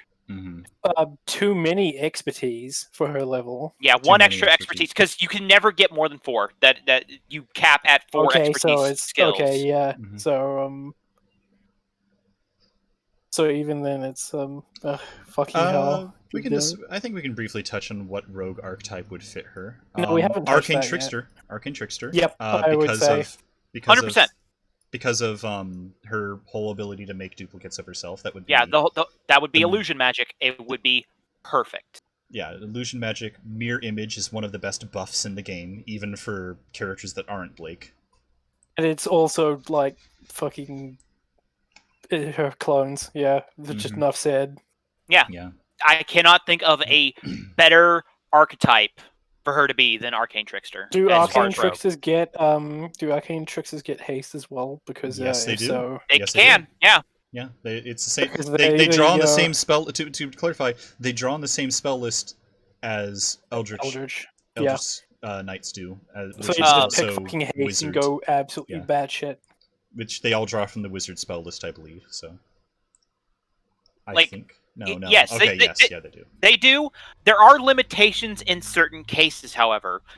Eldritch Knight, most of their spells have to be Evocation or Abjuration, but they do get exceptions. In the case of Arcane Trickster, they have to be Enchantment and Illusion for the most part, with they get a couple of extras, so that's how you can feel having haste. So there's just no doubt in any of our minds that the Arcane Trickster is pretty much the go-to is for her. Is the way to go. Yeah. I mean, they didn't pick us. They didn't pick one, so we can just. Yeah, we'll never know. And they clearly don't have spellcasting listed here, so it's not that we can assume that she has it either. They just straight up haven't picked a rogue archetype for her. Yeah, they just have it listed, but it's just not there. It was just nothing. It's unfinished. It's an unfinished sheet with incorrect math. Honestly, though, it is probably the best sheet. I would say. Just because it just has the most we'd agree with. The most the most wrong with it is weapon nitpicking, and also the lack of an archetype. The stream froze for me. It didn't for me. Okay, so that's my end. That's my end. Okay, I'll refresh. I think in that case, it is time to move on to the final girl. And boy, this is going to be a doozy. This is where This is the sheet that kicked off the need for us to pull this. This is the video. This is the inexcusable. This is the right now. A lot of these mistakes could be attributed to they kind of misread, or maybe they just are getting arbitrary math wrong. This one demonstrates they just did not read the class. They just don't understand. If you've been taking a shot every time we find something wrong, you're about to say goodbye to your liver. Call an ambulance. Yeah, get ready to call and tell them you're going to get liver poisoning in the next 5 minutes. So, we're moving on to worst girl, if only because of the fans that she has. Okay, I can't get too salty about this one. Yang That's Xiaolong. Personal experience. A personal experience. Worst girl. One more with the soldier background, like her sister. Yeah, that's fine. Which is consistent. Yeah. Alignment, chaotic good. Yeah. Okay. No, that's fine. Okay. All right, I can see that. Fire Genasi, ooh, you're breaking into some real interesting territory. I can see it. It means that Tai Yang not only fucked an angel, he rebounded into a fire genie, an Ifrit. Other way around. An Ifrit.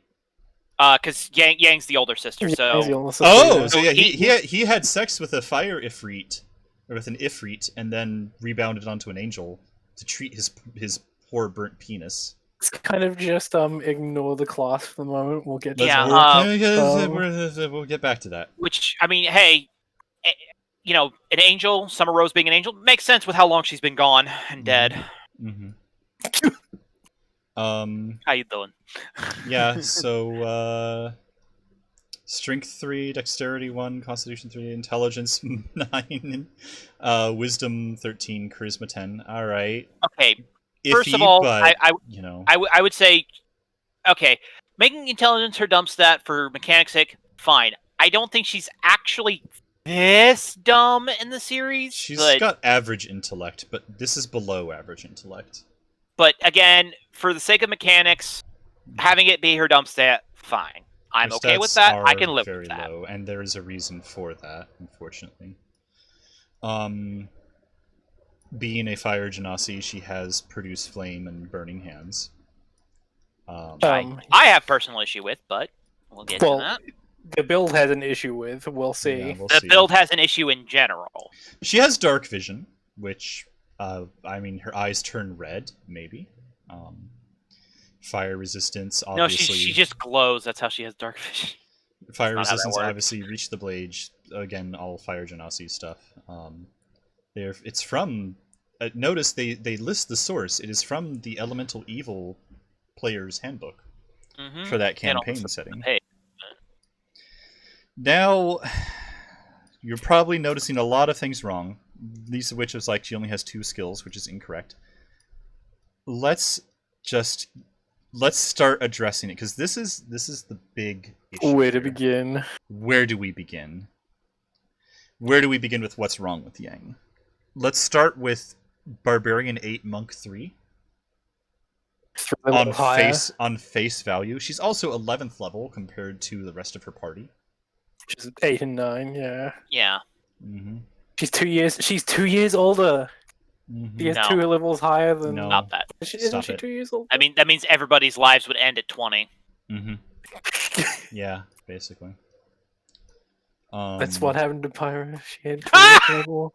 She is 20th level. No. Let's start with the obvious. She's a monk wearing breastplate. She's a monk variant wearing a breastplate.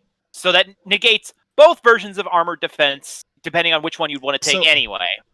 Because both barbarian and monk have unarmored defense, and wearing breastplate negates both of them. And then breastplate also negates everything monk can do. It negates everything. Key, I think.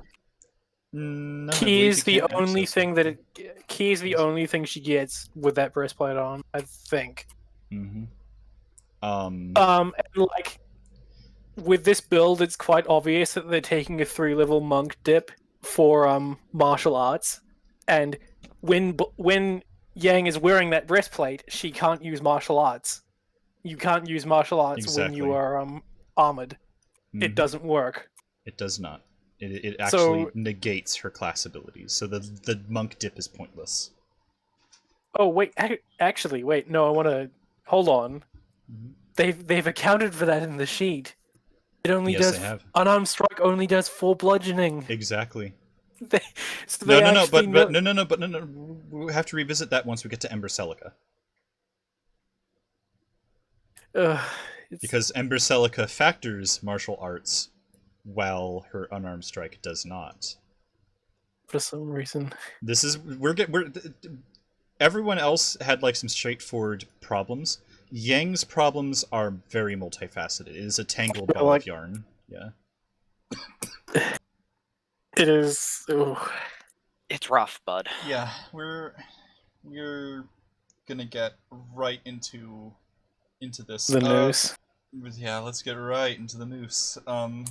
13 wisdom again, which is again the minimum possible to multi-class into monk, I think. Mm-hmm. When she's kind of reckless, which fits the whole barbarian thing. With an intelligence of 9, she should not be speaking am so good. She's not Unga, but she's very close to Unga. But we've seen in her opening shots in her trailer and stuff, no, she's very cunning. She knows how to like use her strength to get her to take advantage of people like the Teddy Bear Gang or whatever they're called. Mm-hmm. Also, if anyone's Unga, that's Ruby. Mm-hmm. That's a fighting game joke, by the way. Sorry. Yeah, so Yang should not be that dumb. I mean, like Just flat out. mechanically for the if you were using a point buy, intelligence is what you would want to Absolutely. tank for Intelligence this spell. is definitely the dumb stat. Yeah. Also, I don't think her charisma should be 10, and it's how she handles herself in social situations. Again, actually pretty well. Like I know mechanically she doesn't need it, but if we're basing on character, she's actually decent at talking. They are kind of inconsistent in how they apply the stats for like, oh, we want their stats to reflect how they are in the show, and for this one it seems to be a lot more practical, which I approve of, but is inconsistent with the other sheets. The rest, yeah. Speaking of inconsistent with the other sheets, that 40-foot move speed that she should not have access to for wearing that breastplate makes her faster than her little sister Ruby. Yep. Well, no. She can have that because Barbarian, so long as she's not wearing heavy armor, breastplate is a medium armor, she gets that fast movement instead of the monk movement. Ah, I see. Still, she's outspeeding her sister. She is outspeeding her sister, yeah. She should not be making use of the deflect missiles attack while wearing breastplate, I believe. Or flurry of blows. Or flurry of blows. She cannot do that. So that's martial arts as well. Deflect missiles attack range 20-60. What is that? I also want to point out that one is if she catches a missile, she can chuck it back. Ah, yes, okay, yeah, because it's alright. I also want to point out that produce flame and burning hands both cannot be used if you are raging, and she is a barbarian. Of course, she is a main, like a 8-level barbarian, so you're not going to just be using rage sometimes. You are going to be using it all the time, and she can't use any of her fire abilities in that case. I think we determined what type of barbarian she was, and I believe we all take issue with it. Frenzy Barbarian. The Frenzy Barbarian. Yeah, like, why though? Pick Zeal, you coward. Zealot Barbarian would actually fit her a lot better. Yeah, okay, first off, question. Whenever she gets all massively Super Saiyan angry, does she deal with exhaustion afterwards in the show? It's kind of her like semblance thing, so presumably it depletes aura, right? Doing that, I guess. Yes, but has she ever shown like she's just full on actually exhausted after raging? Not to the extent that Frenzy Barbarian would do it. No. Exactly. So Zealot Barbarian point. Because that's what would happen whenever you're Frenzy Barbarian. Zealot Barbarian also does radiant damage, which goes in hand with the fire thing that she does.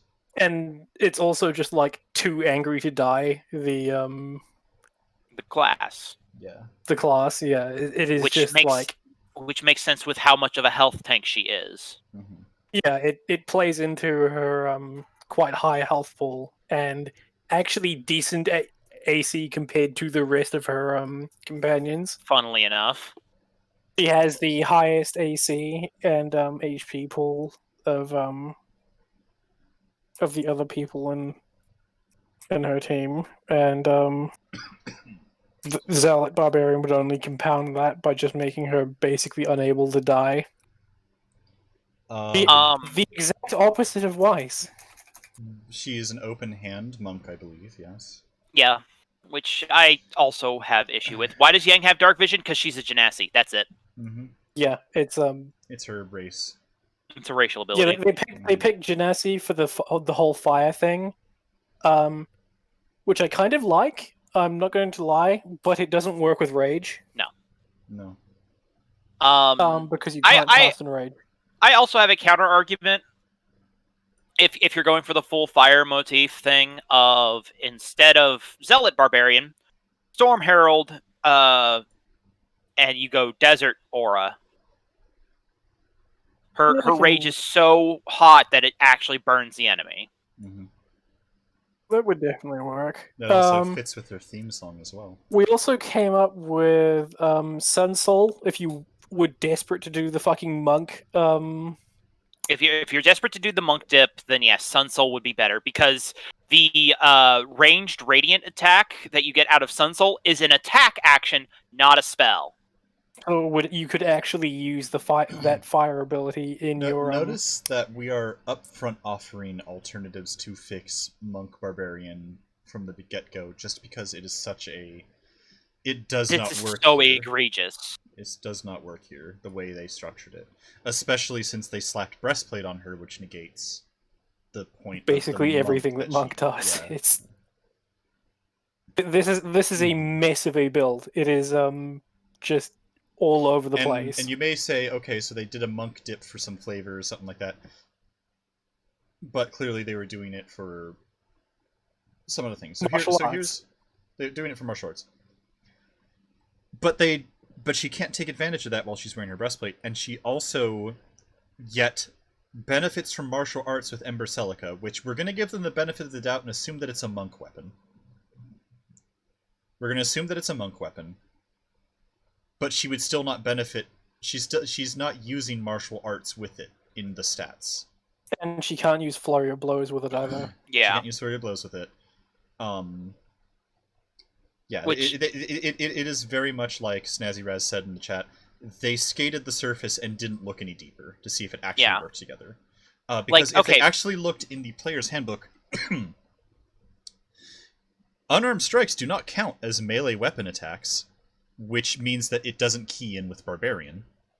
Well, it doesn't get the bonus damage from being in rage. Exactly. But you can still keep rage going by making unarmed attacks. You just can't get the bonus damage. So even if you were to use Ember Celica with martial arts, it would stop being.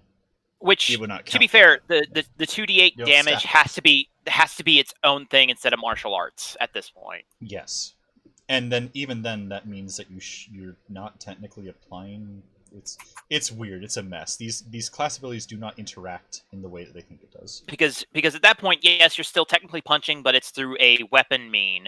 Mm-hmm. Which in which case, yeah, then I guess its weapon is for whatever reason 2d8. Which would make it equivalent to. Let me flip back to the weapons page. That would make it stronger than a Morning Star. Yeah.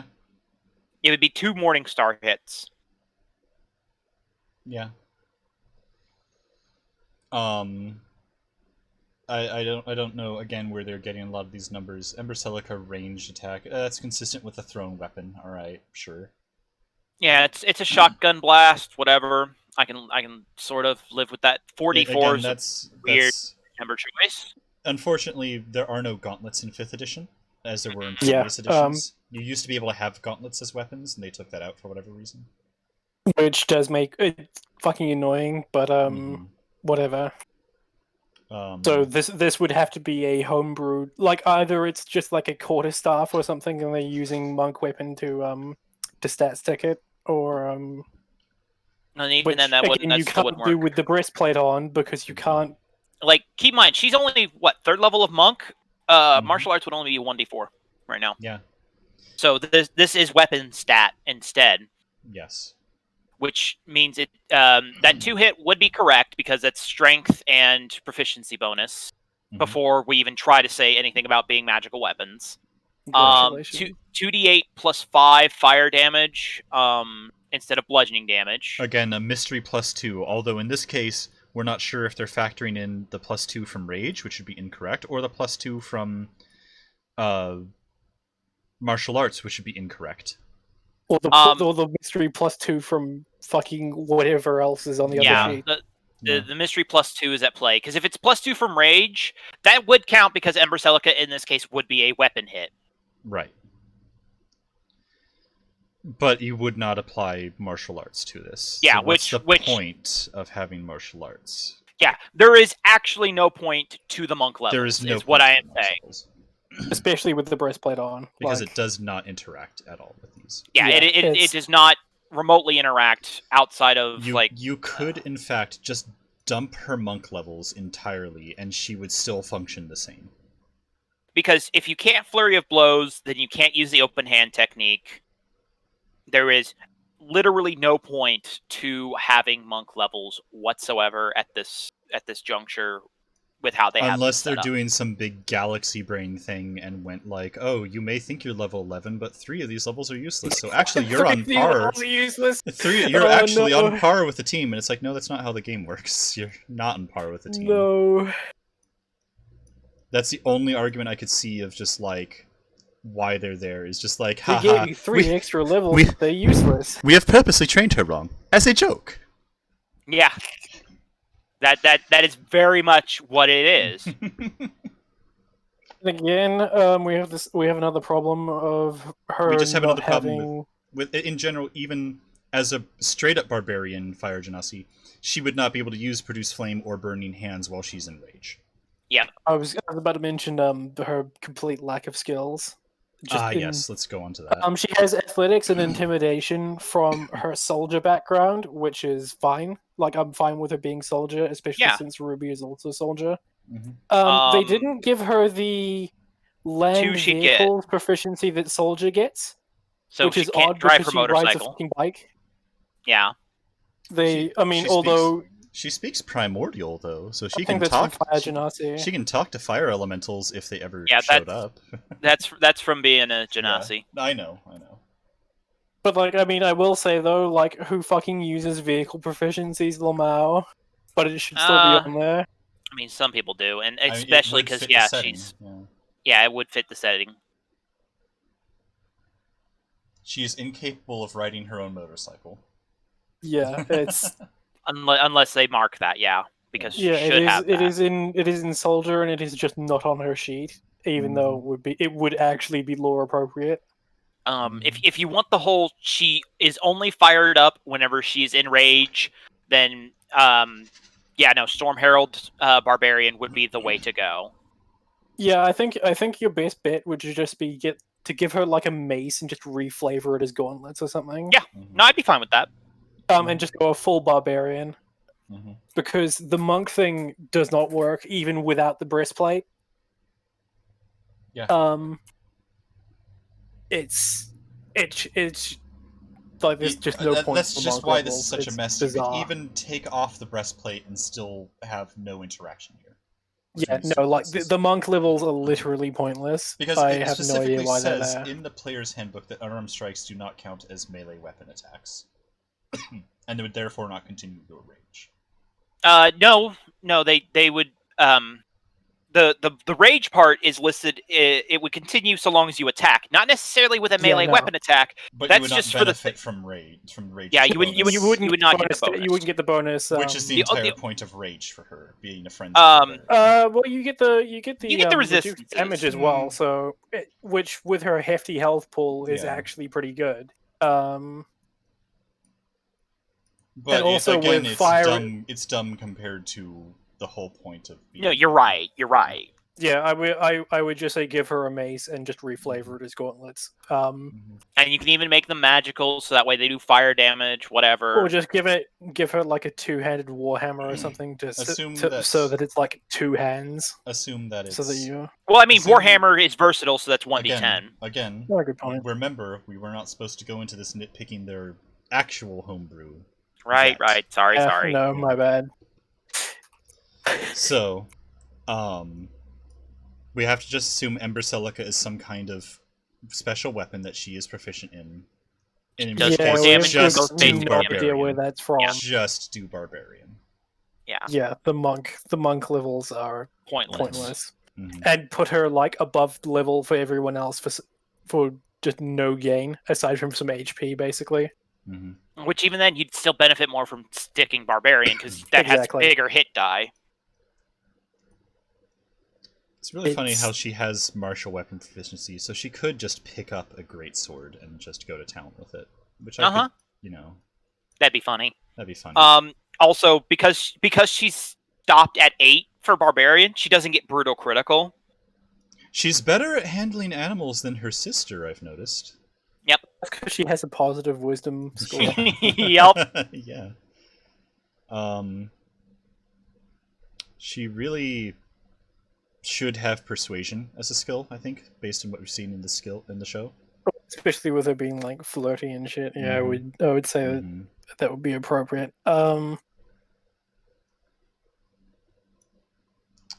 Yeah. Swan says the animal handling is there, so she's better with Blake. Nice kitty. God damn it. I'm not a fan of that ship personally. Not a fan of the it's ship whatever. either, but whatever. They wanted to foist some ship onto us. It's cool. It's fine. It's fine. It's whatever. Don't want to get into it. We don't want to. We're not here to hash that out. We're here to tell them why they're wrong, not why we think they're wrong. We're here to tell them why they are objectively wrong, not subjectively. Not wrong. subjectively wrong. Yeah. I guess deflecting missiles as monk would be nice to have. Like that's the only like thing I can think of for the benefit of having we've monk kind levels. of seen her do that, but she can't do that while she's wearing armor. And it would contribute to her to like just being an absolute tank. But yeah, again, the breastplate needs to go. Mm-hmm. I mean, it's a 1 AC improvement. And in return, it turns off like half of her fucking monk's shit. Almost all of it, in fact. Mm-hmm.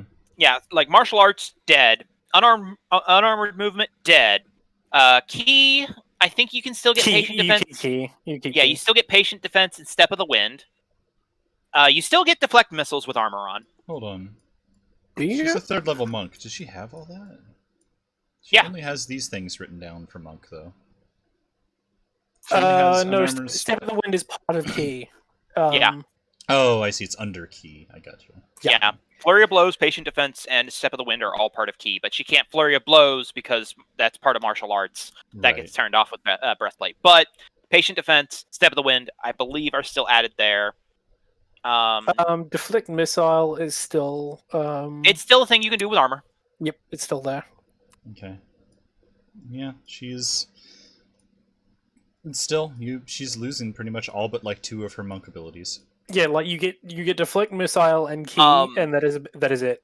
You also lose out on the open hand technique because that's part of flurry of blows, which is part of martial arts. Yes. Oh, you're right. Yeah. So Blake basically, her entire archetype. Blake is just non-functional out of the game. Yang is non-functional. Yeah. You said Blake. Yeah, sorry. Yang is non-functional. Blake actually functions if you correct her math, but someone is saying that your audio is leaky. Whose audio is leaky? They didn't specify. I'm going to assume because I'm going to assume that this is the first that it might just be them because no one else is. Yeah, because it's not come up this entire time, and we've been going for about like 2 hours. Yeah. I think one said that Azure was too. That was a while ago, and that got fixed. Yeah. Yeah, her intelligence being really low is also kind of rankles a bit. Well, yeah, it's like it works for the build, but if you were being consistent with the stats based on the character, Yang is the one where I would make an argument for her wisdom being that 9. Just dump monk and make her wisdom that dump 9. monk because the wisdom's only that high for monk because she is reckless and she is unhinged. So wisdom being 9 would make sense, especially after she also has her post. Yeah. Mm-hmm. Yeah, I would do that too. The wisdom is literally only that high for the sake of monk. Right. And as we've determined, monk is useless for her. I'd probably put wisdom in charisma and charisma and intelligence. Mm-hmm. So a 13 charisma, 10 because she's very flirty. She's very flirty and intimidating. So charisma. Yeah, so give her and 10 intelligence. She has average intelligence for a human. Yes. Yeah. Because she clearly knows how to make use of what she has at hand. With a 9 intelligence, she would struggle to do that. Yeah. What else was there dealing with Yang? I hope my clearing my throat hasn't been too bad. But I think that's most of my. I think that's my notes for Yang. Yeah, it is just a complete mess. It is. The interactions. Drop the monk. Monk is not worth it. Not for what they want to deal with. Either go all in on barbarian or go all in on monk, and don't. Like literally, just taking a 2-level fighter dip would have been better than picking up monk. Mm-hmm. Because action surge is fucking amazing. And as we said up top, many of these girls would benefit from just being fighter. Yeah. Action surge, and second wind you would get as being a fighter, and both of those are pretty. Mm. And like if we drop monk, she can keep the breastplate at that point. Like she can. Yeah, you're losing out on the movement, but that's not too bad. Yeah. No, you are not losing out on movement. Do barbarians and... as long as they're not in heavy armor, which breastplate is there we medium go, armor. then. The only thing you're missing out on at that point is the unarmored defense, which is 10 plus dex plus con, which at this point would be just 14. It would be an actual improvement. So yeah, breastplate is an actual improvement by just 1 point, but still, it's 1 point. That's a 5% difference, basically. Yeah, actually 10% in the way that the math in 5th edition shakes out. I think it actually 1 point of AC has better weight than 1 point of AC in previous editions. You could take Battle Master as a for her, which would work pretty well because she's got decent strength. For like menacing attack, maybe. Because menacing attack is pretty good. Yeah, reckless attack, definitely something we want to take care of. Yeah, which is quite nice. And especially since she's got a ton of HP, so having disadvantage, enemies having advantage on attack rolls against her is whatever. If you were absolutely dead set on the punching thing. There is an Unearthed Arcana fighting style that is unarmed for that basically gives you martial arts. I think it's martial arts light. Check that. But even then, like if you have your Ember Celica, which counts as a weapon, you circumvent that entirely. You don't give a damn. Yeah. Again, where a lot of the other sheets had mathematical errors, this one is just baffling in that they clearly did not. They are having these classes act in a way that they do not interact. Yeah, and I'm fighting is martial arts, but it doesn't turn off when you wear armor. Yeah, essentially, it doesn't scale like martial arts does entirely. But you can get a D8 damage out of it with two-handing. Like if you're hitting with two hands, if you're sledgehammering, which is more than she's getting at level 3 monk. Yeah. Mm-hmm. So again, it doesn't scale as well, but it is better on the offset. Yeah. Well, I mean, she's only really taking that monk. Let's focus on how this is wrong and doesn't work, as opposed to how it could be better. Yeah. Sorry. And that is the pointless. thesis that we are here. Remember, we offer fixes. We offer a fix as an afterthought. Yeah, again, monk, just no. It is just no. Monk. Just get rid of it. Delete it.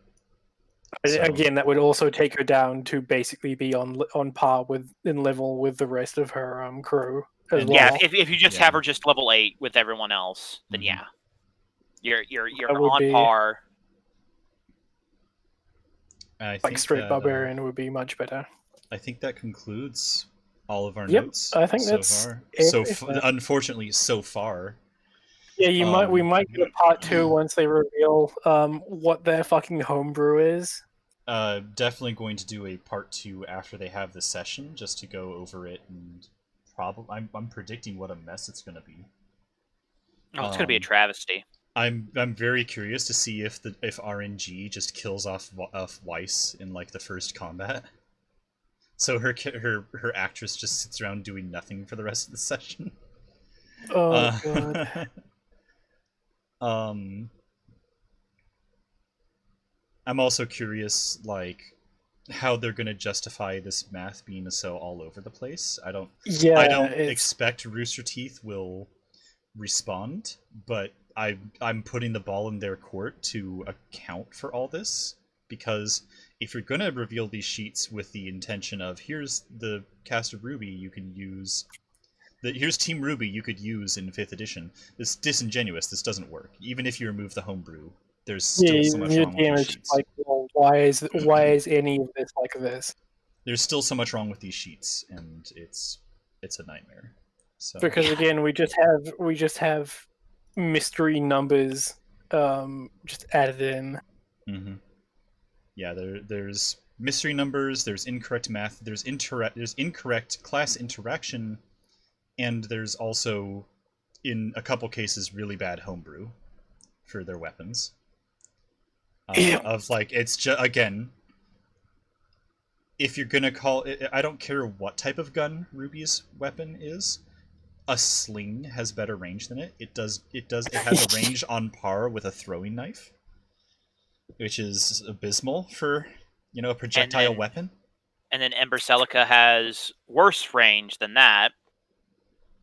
And then Blake's pistol has no range listed. It has no range listed, so it might be infinite range. Who knows? Yeah. That's no. Yeah. That's not how that works. There's a lot of problems here, and so the ball is in Rooster Teeth's court to fix this, and to account for their shoddy math. I would also say I would like to hear their justification for if they a lot of the class ideas. I'd like some justification. Why? Because it feels very disingenuous to say that this is what these characters are when they're clearly not. There have been many YouTube channels dedicated towards building X and Y characters in 5th edition D&D who have put a lot more time and effort than Rooster Teeth clearly did. Mm-hmm.